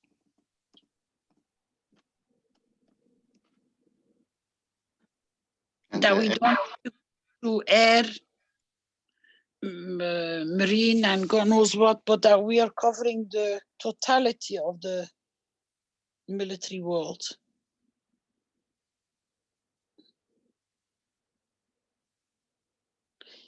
Any metals converting into peaceful purposes as, for example, production of nanomaterials and gases.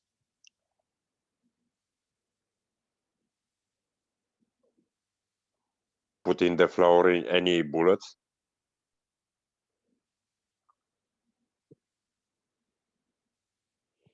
They have copper, Mr. Keshe said everything can be can change.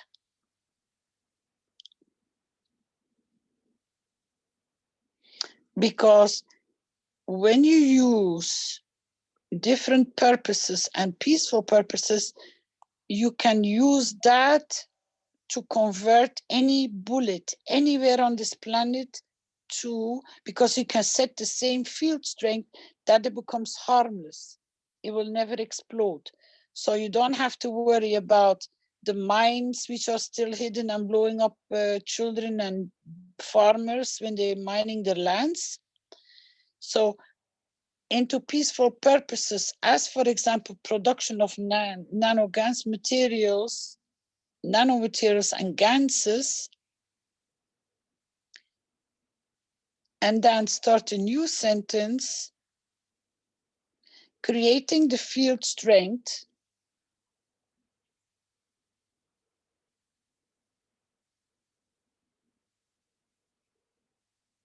how can I formulate that, what I just explained?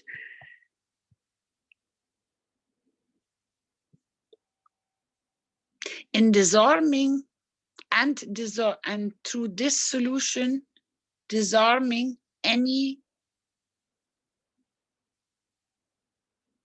mines, bombs, bullets.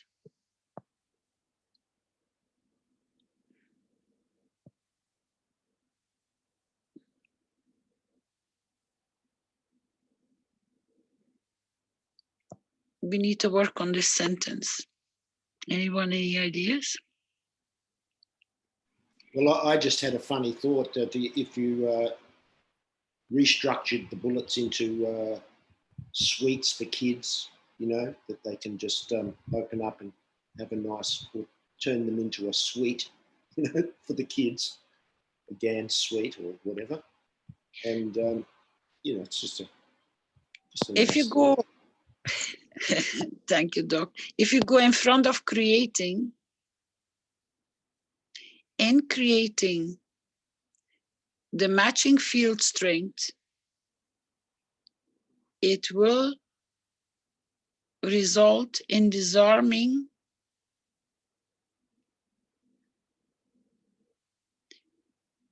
worldwide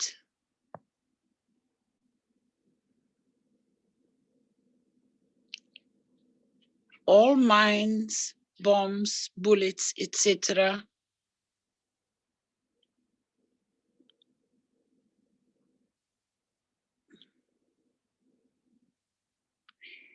in a non-destructive material.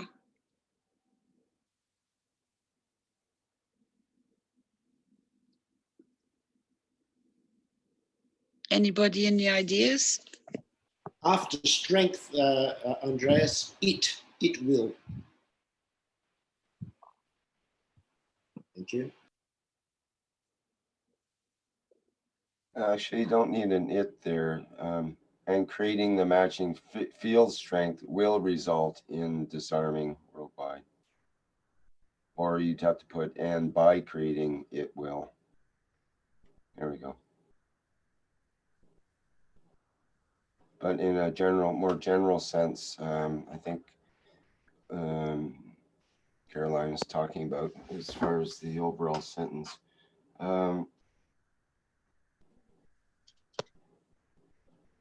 In a non-destructive material, that says destructive, first of all, is not spelled correctly, but in a non-destructive manner, you mean, or into a non-destructive material?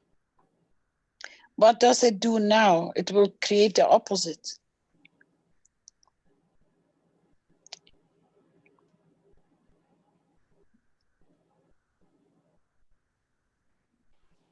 Into non-destructive materials.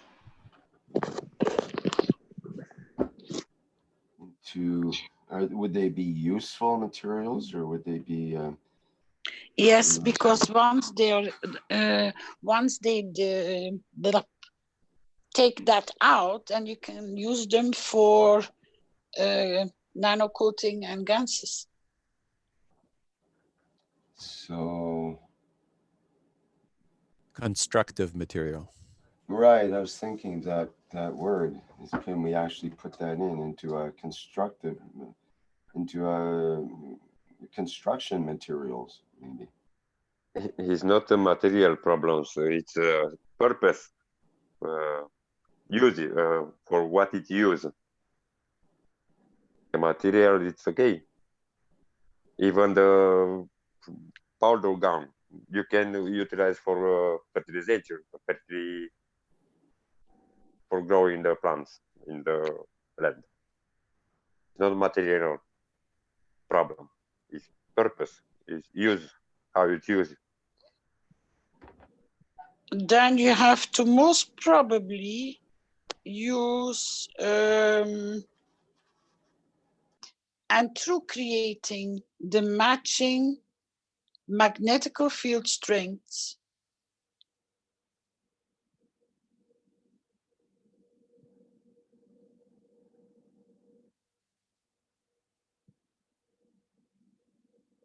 matching magnetical field strength.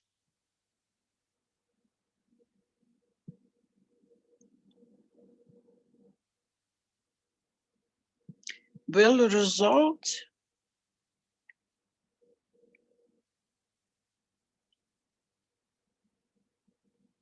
in disarming worldwide all mines, bombs, bullets. And please, I think we have to mention where, no matter where they are, because they might argue that we don't know where they are.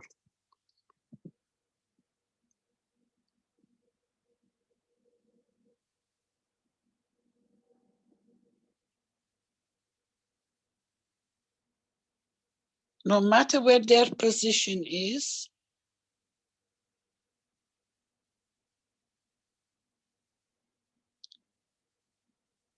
in a constructive material, and then this should come on top of removing. This sentence should come on top of removing, because then you give the explanation, removing to convert any weapon materials, ammunition, any metals. We are converting those then again into, yep. Doesn't that sound better? Matter to the field and the field to the matter. What is need? Oh, Mr. Keshe will pick them up. Don't worry, he will teach us. It's already done. When they explain the reactor of protection, CH3 and not lead, sulfur, or when saying making the guns, the opposite reactors, is the same thing. Then you have to add, not only by removing, but put in front of removing the stockpiles.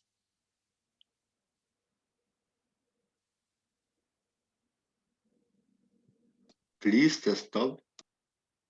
The stockpiles S-T-O-C-K, yeah. comes from the sentence below. You have to go a little bit higher, please, that I can read the bottom. Yeah. Oh.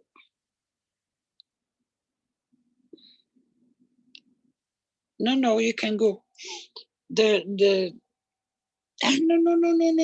Go back to where you were. A little bit, yopes. No, a little bit up. I don't need to read anything about the ships. So you have to go down. No. Up, I think up the other way. I think I'm using the wrong. Try saying down and it'll go correctly. Down. Okay, that's good. Sorry. Don't move. I don't have my finger on the. To me, for me, one the man's paper up is another man's down.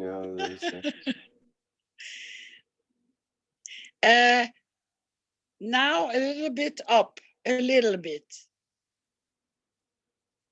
Yo, stop. Okay, perfect.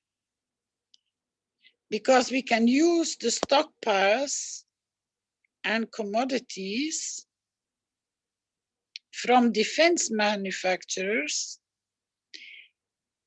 that they can be redirected, and then you can build this into not only the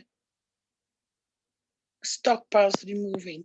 That's where I want to add this information into that. Because then you don't need to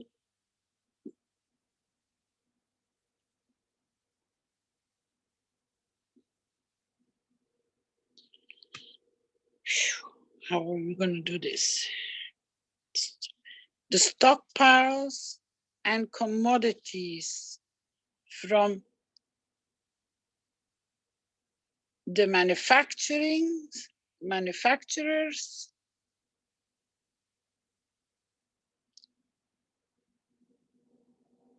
and supplies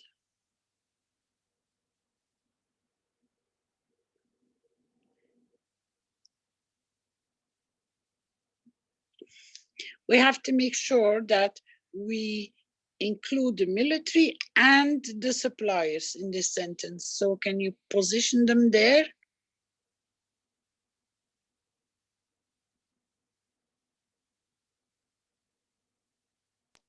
The stockpiles and commodities from military manufacturers and suppliers, huh?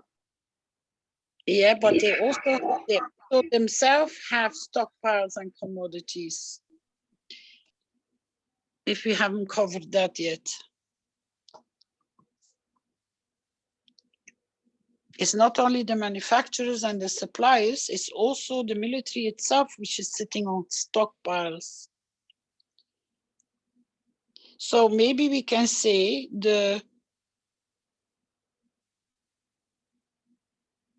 stockpiles present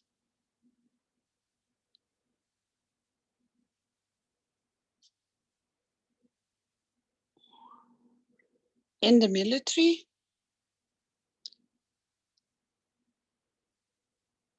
and the commodities, either from manufacturers and suppliers,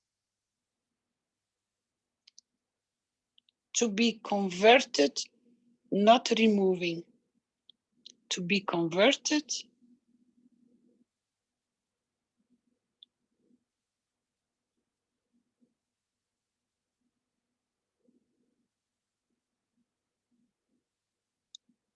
as weapon materials,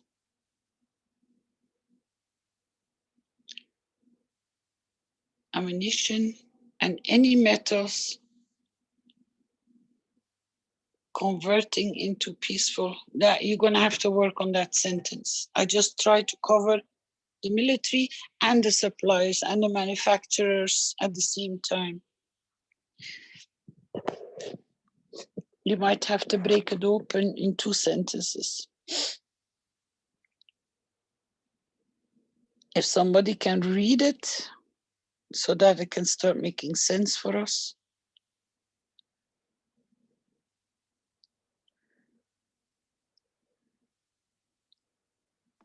The stockpiles present in the military and the commodities, either from manufacturers and suppliers, to be converted as weapon materials, ammunition, and any metals, converting into peaceful purposes, as for example, production of nanomaterials and gases.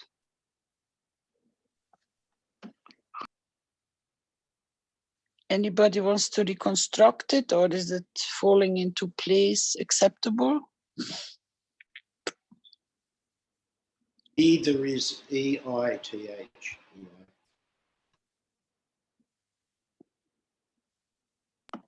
Please, what?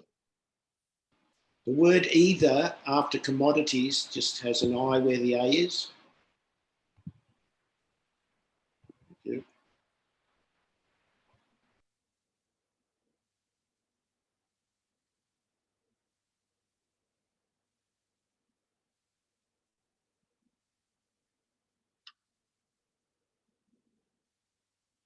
It's an awkward sentence, starting it out with the stockpiles present in the military and the commodities, either from manufacturers and suppliers, to be converted as weapons materials. Is the conversion gets kind of lost in the sentence there. It's all one sentence too, and it goes on and on. So we need to make it more concise here somehow.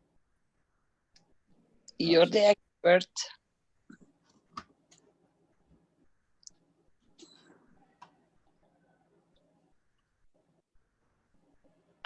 What if we say converting all stockpiles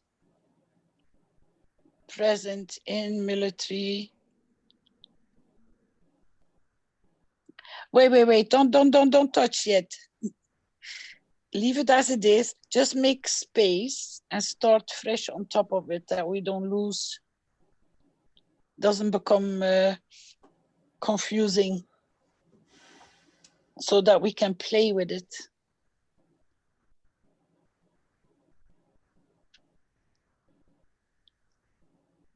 What do you think? To start from the bottom up to the top?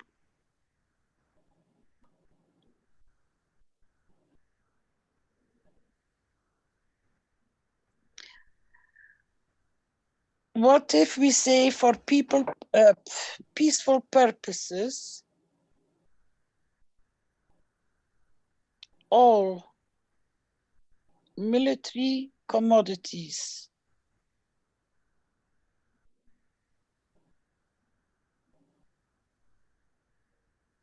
And I would use stock, not stockpiles.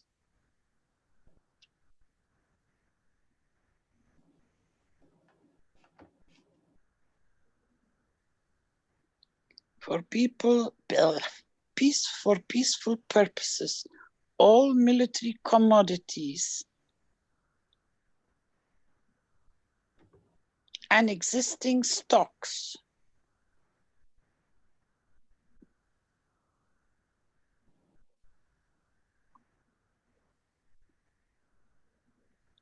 for peaceful purposes, all military commodities and existing stocks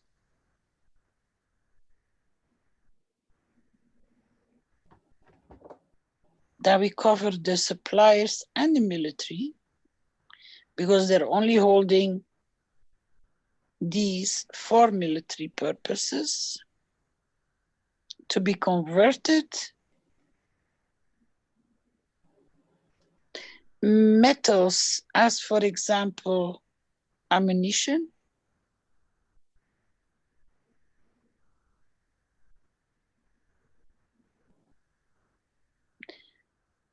for peaceful purposes, all military, I'm start tripling. For peaceful purposes, all military commodities and existing stocks to be converted. How about just a period after that, converted, and then a new sentence? Metals, as for example, ammunition, could be converted into nanomaterials and ganses, something like that.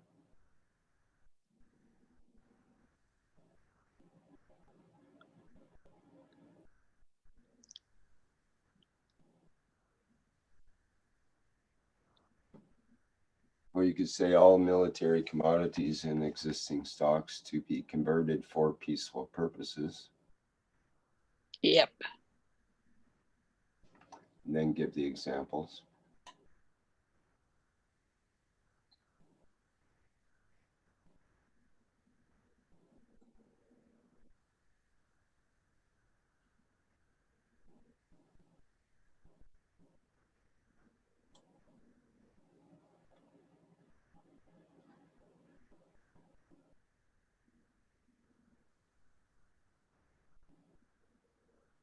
Metals, ammunition.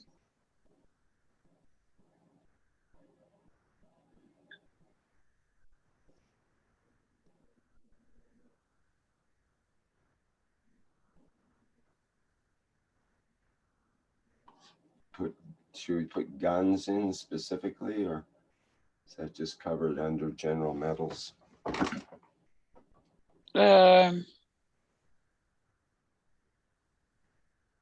Or weapons? I don't know. All military commodities and existing stocks to be converted for peaceful purposes.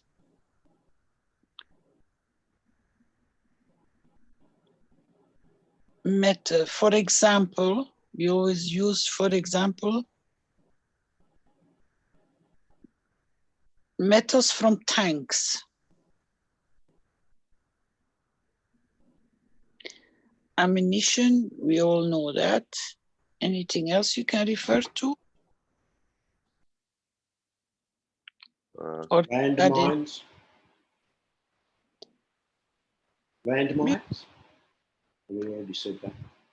We want to go more that they understand the material. Metals, let's say, for example, from tanks. Ammunition, they all know, it comes in different shapes and forms. What else do we have? This is valid from, for example, the factory from cigarettes. In this case, it's making also the bullets. The, I don't know, gun, Kalashnikov, how it's saying. You can use it for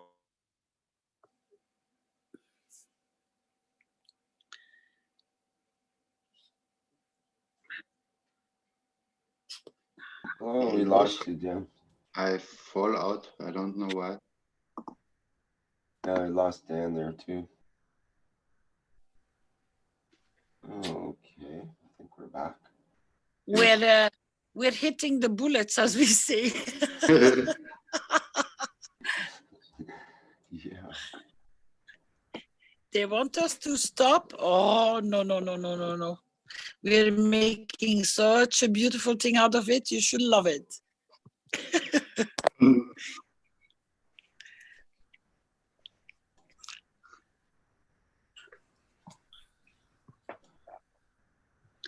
I would just say etc. They get our point. Don't worry.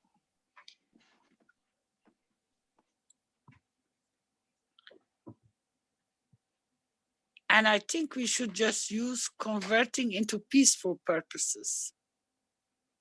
For example, to production of nanomaterial and gases that you can use. Because it's a suggestion.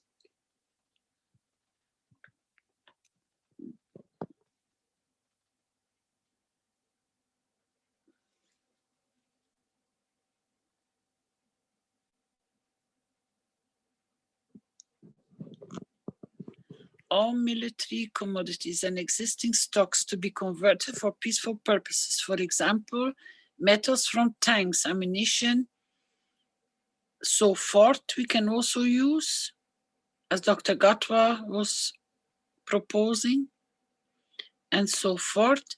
And then you have to put a full stop and start a new sentence. Into nanomaterials and gases. Well, that's not actually a complete sentence, into nanomaterial and gases. It should be one sentence, like with the comma normally. Go ahead. Okay, so you've mentioned military commodities and stocks converted for peaceful purposes. For example, metals from tanks, ammunition, and so forth, into nanomaterials and GANs. If we had some other connecting word, would be nice there, but maybe not converting, but trans. You could say useful for nanomaterials and ganses.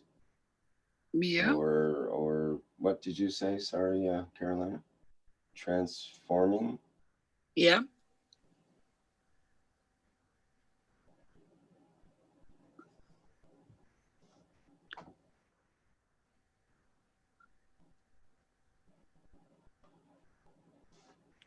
That's kind of nice.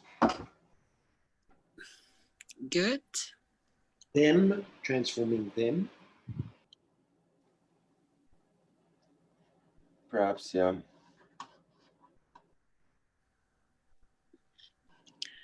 All materials. No, we can't. We have to give room for the others can create other materials.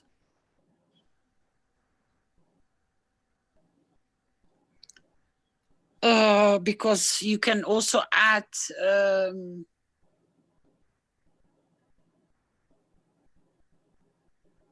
galvanized buckets, clocks, pianos, God knows the heck what they can convert all these things into.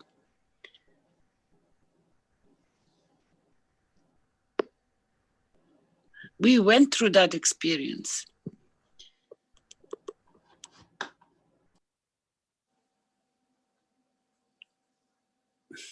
I would even go so far to go underneath and start. Can you remove the sentence below it, Andreas?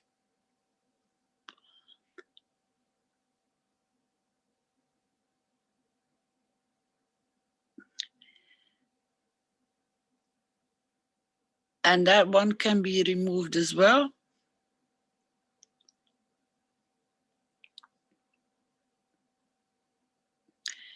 Now, before we go anywhere, don't bring it up yet. Make a new sentence before I forget. And removing the hierarchy on the clothes, adjusting it to all be equal.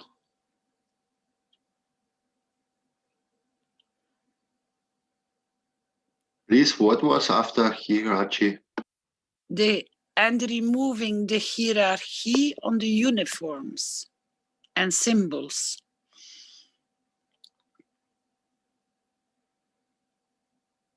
For all to be equal.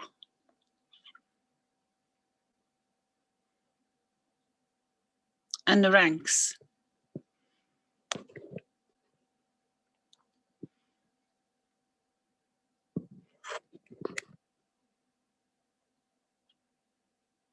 Ranks, KS. for all to be equal to serve.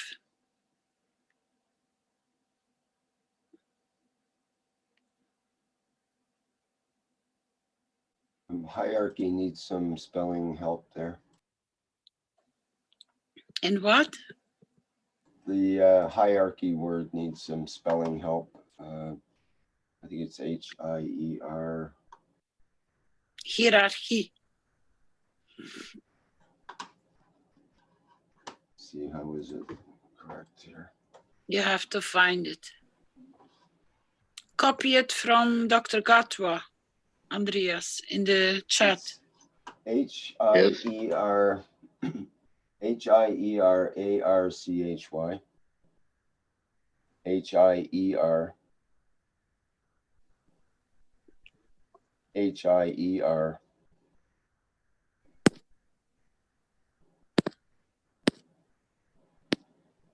Sorry, I copied from Dr. Gat.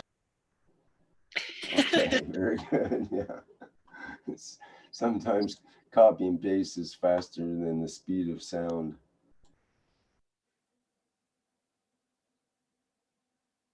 Not capitalized.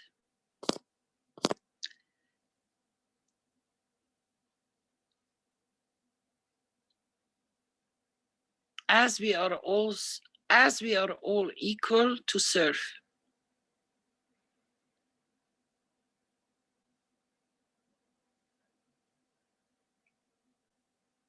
That's gonna have to be put right. And removing the hierarchy on the uniform symbols and ranks. Not and removing, through removing.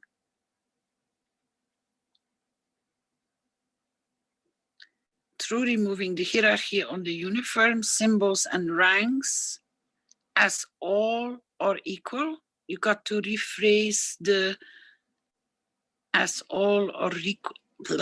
As all are equal. We serve as equal.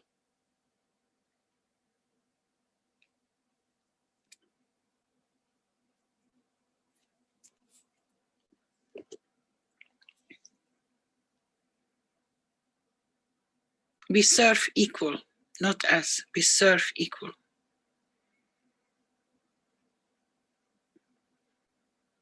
Does that sound good? Equally. Double L.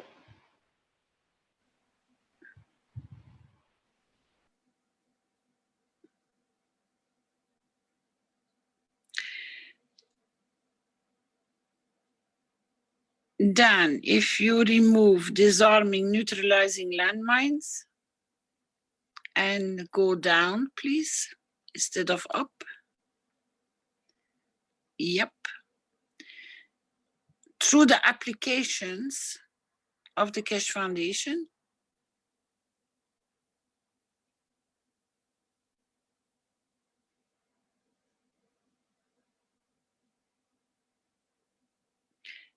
neutralizing chemicals and radiation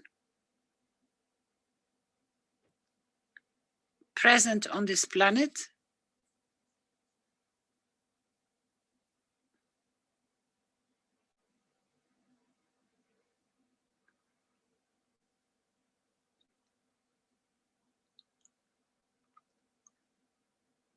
through the application of the Keshe Foundation,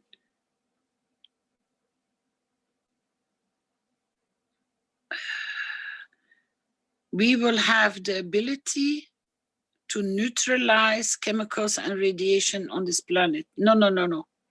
After the foundation, through the applications of the Keshe Foundation, we will have,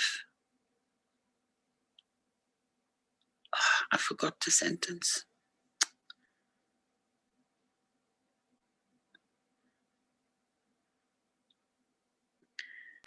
The ability.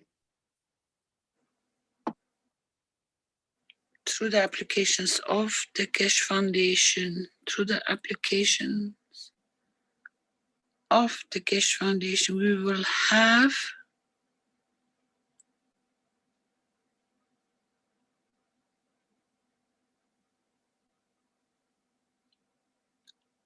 the possibility in neutralizing all chemicals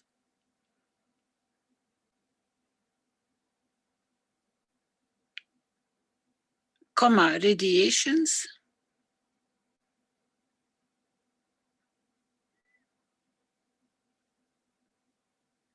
harmful radiations.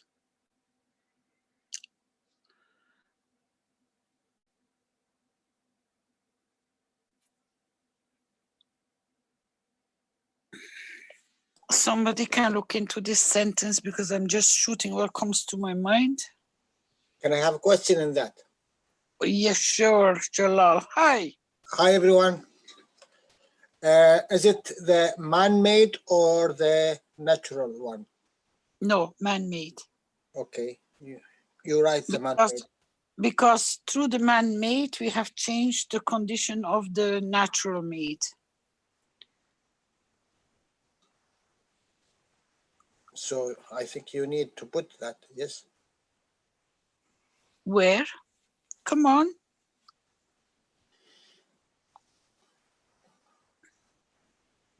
All man-made chemicals.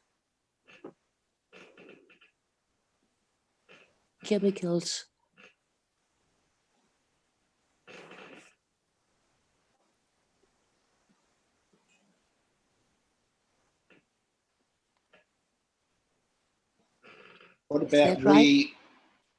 What if we say, we'll create a possibility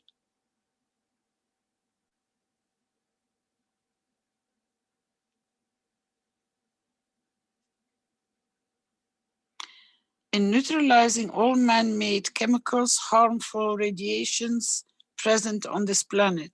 Does that sound better? Will create is not... Yeah, it's not very... You are not sure about it. Exactly.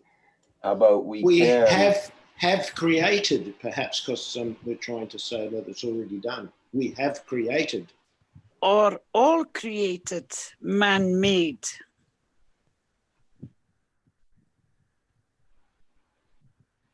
No, we have all created, man-made.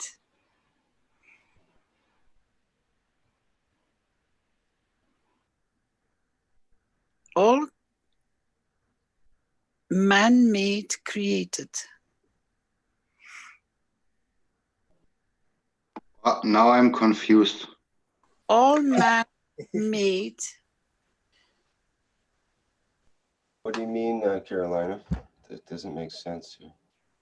Through the the applications of the Keshe Foundation. All man-made created. That should go in front. We use it twice, so it doesn't go. Mm-hmm. Come on, you creators of good sentences. I would, yeah, take that part out.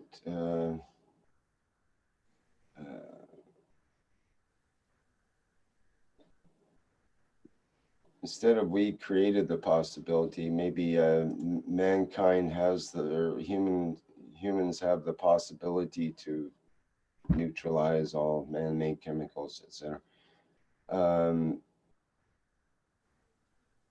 Yeah. Or how about through the applications of the Keshe Foundation, the possibility exists to neutralize, or I think maybe just we can neutralize all man-made chemicals. Yeah.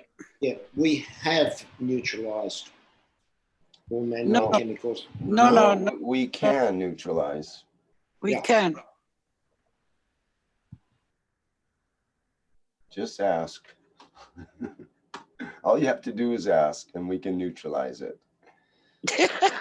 But you got to ask first. That's all. A reminder, Caroline, we're up over 3 hours now, so we might want to consider that. Yep. So he can remove the one which is below the sentence, if that sentence sounds good. No, no, not all of it.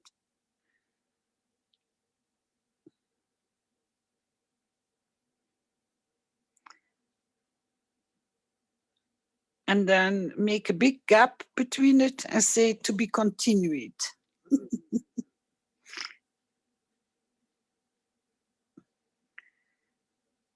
So that doesn't mean that we're only going to work on it next week, but it will be good to put a meeting together with the especially with the universal support members, to extend. There's much more that we can put here in place, so that we extend the list so that we can carry on working next week. What do you think? Would that be a good idea?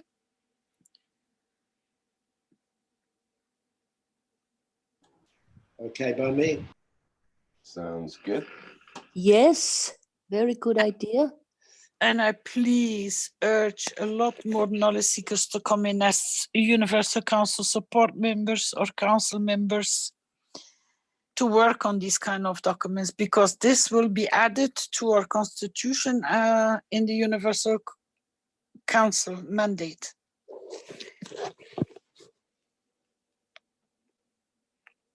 So you're more than welcome to become support members. We see you coming with open arms, so that means a lot of you will come in as I'm creating it to support the members in the different languages and to bring it back then in translation to your communities. So if you go back, Andreas, to the top part where I was talking to Doc, I think we can take that part out and confirm or wish if everybody is agree with it. Because I think that sounds very good. Not that one. That has to go down, away from that one. Just put it lower, yep. And go down with your cursor.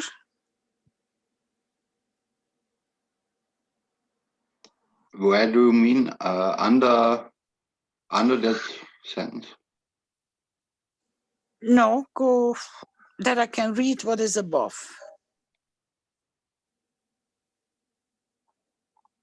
This one here.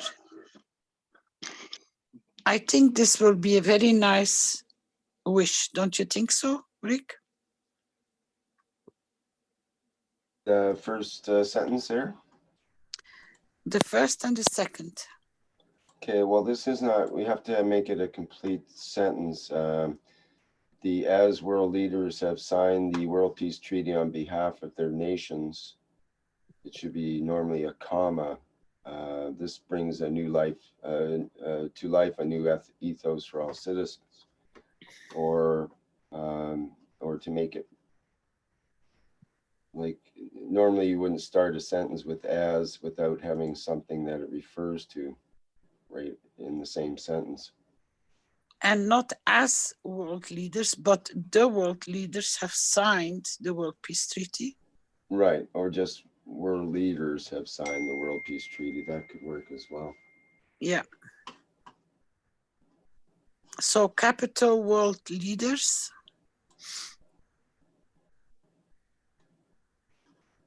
The word before has to disappear. The World Peace Treaty on behalf of their nations, bringing new life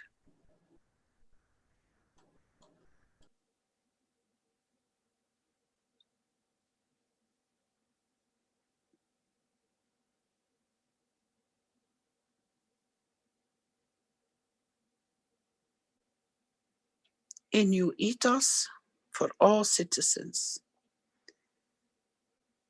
We are here to serve and not to be served.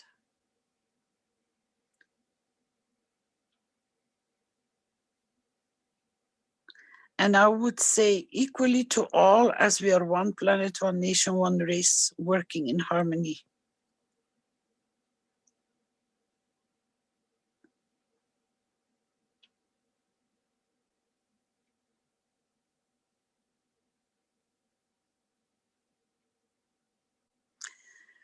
equally to all souls.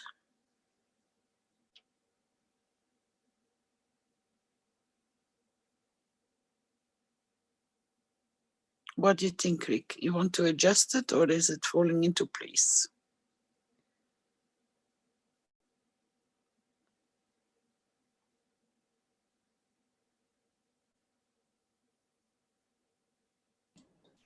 Okay, well, let me read it. World leaders have signed the World Peace Treaty on behalf of their nations, bringing new life, a new ethos for all citizens.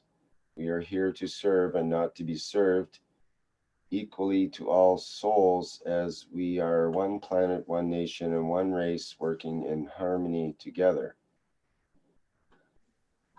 Okay, well, it's too long, and we need to make it more smooth, let's say.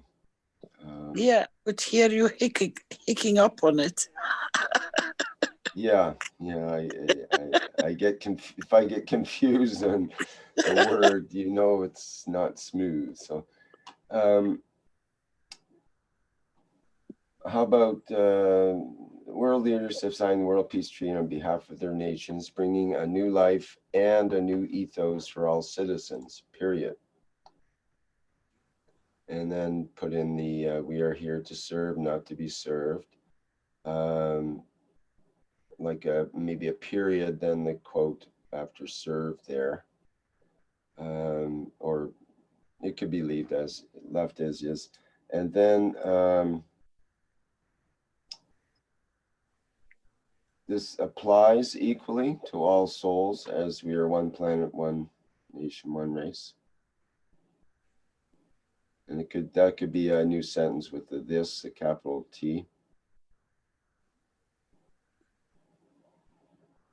And after served, you could have a period, I guess, yeah.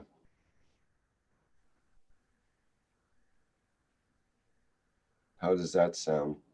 Shall I read it? Yep. World leaders, one, knowledge in exchange for peace. World leaders have signed the World Peace Treaty on behalf of their nations, bringing new life and a new ethos for all citizens. We are here to serve and not to be served. This applies equally to all souls, as we are one planet, one nation, and one race, working in harmony together. You sound better. Yeah, the and threw me there, but aside from that, it seems smooth and clear to me. How are you, Gajwa? if it passes Smooth, the Gajwa it's test, smooth. we've got it. Accepting the new ethos. Here it looks like the world leaders brought about this new ethos. They just accepted it because this is the Keshe Foundation ethos. And accepting a new ethos. That's correct. Okay, that seems good. And that new ethos, the sentence should continue, comma, we are here to serve and not to be served, because that's the ethos. Okay. Yeah, comma there would work, yeah. For after citizens.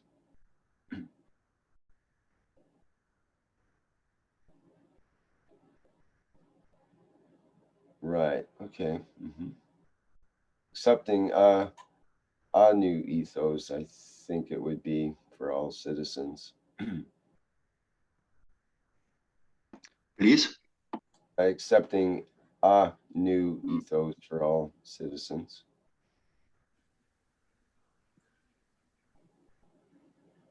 Okay, I like that. Any other suggestions? Why not the new ethos? Okay. Right.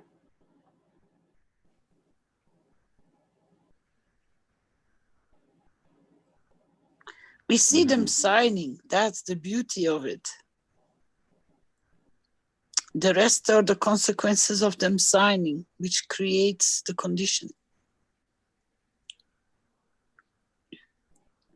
World leaders have signed the World Peace Treaty on behalf of their nations, bringing new life and accepting the new ethos for all citizens. We are here to serve and not to be served. This applies equally to all souls, as we are one planet, one nation, one race, working in harmony together. Working together in harmony. But are you flying? I just came back. You said like you are flying. He's in a spaceship. He makes a lot of noise.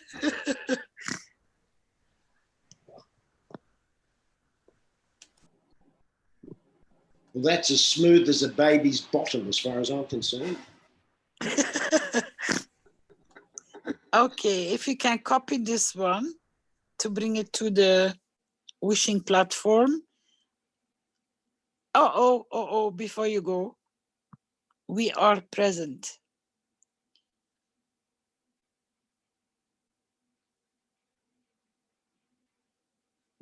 And before, on the top, I already wrote it down somewhere. You just need to copy and paste it on top.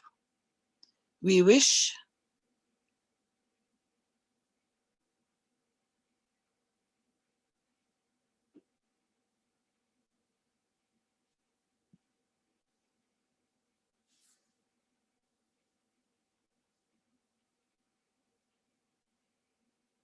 no, that doesn't come into play. World leaders have signed. You have to put world leaders underneath it. Yep. We wish and give freely from our soul. World leaders have signed the World Peace Treaty on behalf of their nations, bringing new life and acceptance, the new ethos for all citizens. We are here to serve and not to be served. This applies equally to all souls, as we are one planet, one nation, one race, working together in harmony. We are present. Is that complete, Rick? Or anybody else? I would say so. Other than perhaps we can say, I am present. I am present. I am present. I am present, but we wish and give is hanging. We wish and give freely from our soul as world leaders. It would be better, so that it continues. It's a sentence. Yes. And I am present. I'm present. I am present. I think the sirens I am say present. that we have confirmed it. And the police are present. It's probably time to end this meeting. Right. I am present.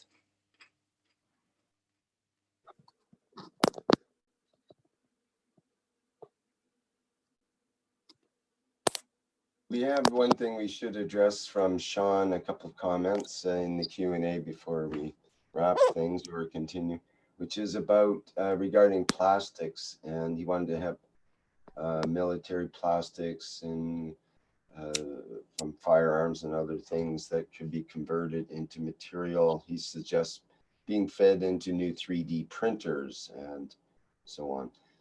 So this is kind of a detail, but I don't know if you want to introduce that into it, or is it part of the etc. of the examples? Just keep it in mind for next time when we come together. We will extend the document more because we know that all those will bring solutions. The Okay, foundation, perfect, yeah. the foundation will deliver them. Okay, Flint's got that copy for next time from the questions. Thank you, Sean. If you can place this wish, please, in the Wikipedia, that would be kind. Topoli, shh, boy. Okay. No more questions?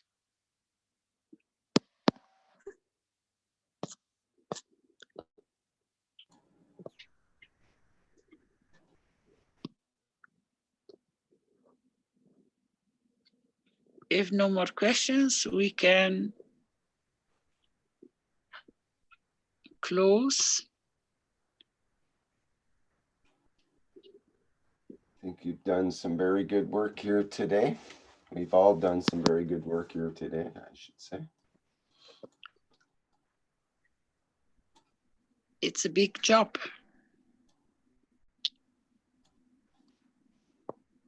The beauty is we are doing it together. That's the beauty of it. So the best And thing there to goes say, the wish out. go ahead.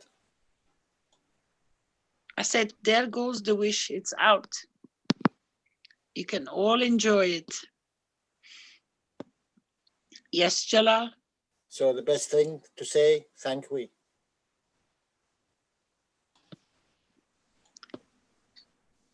We give to the we tank. As always.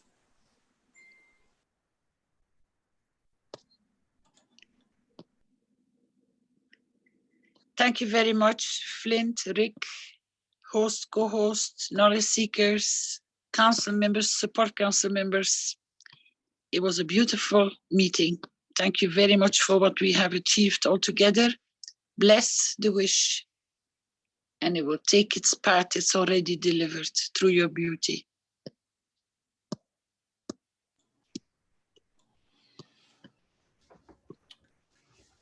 Okay, excellent. Thank you, Carolina. And thanks everyone for attending today's 101st One Nation, One Planet, One Race for World Peace for Tuesday, January 21st, 2020. We have the Keshe Plasma Reactor Group coming up at the usual 7 a.m. Central European Time on Wednesday, January 22nd, as well as the Knowledge Seekers Workshop coming up on Thursday, January 23rd at 9 a.m. Central European Time. Okay, and we have any other announcements to make?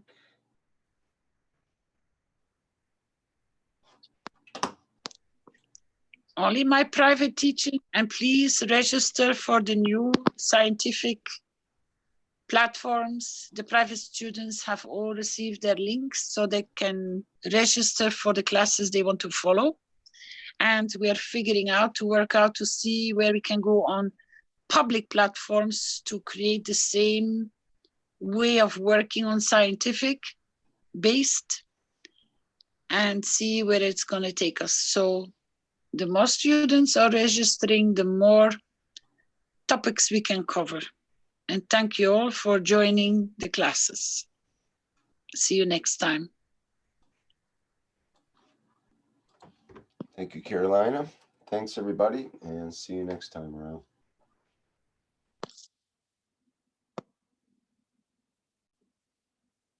Hello. We are the Keshe Foundation. Our mission is to bring peace on earth and join humanity with the universal community.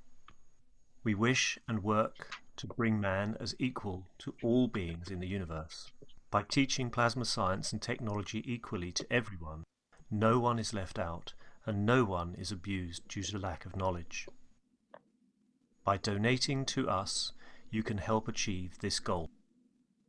KesheFoundation.org/donate.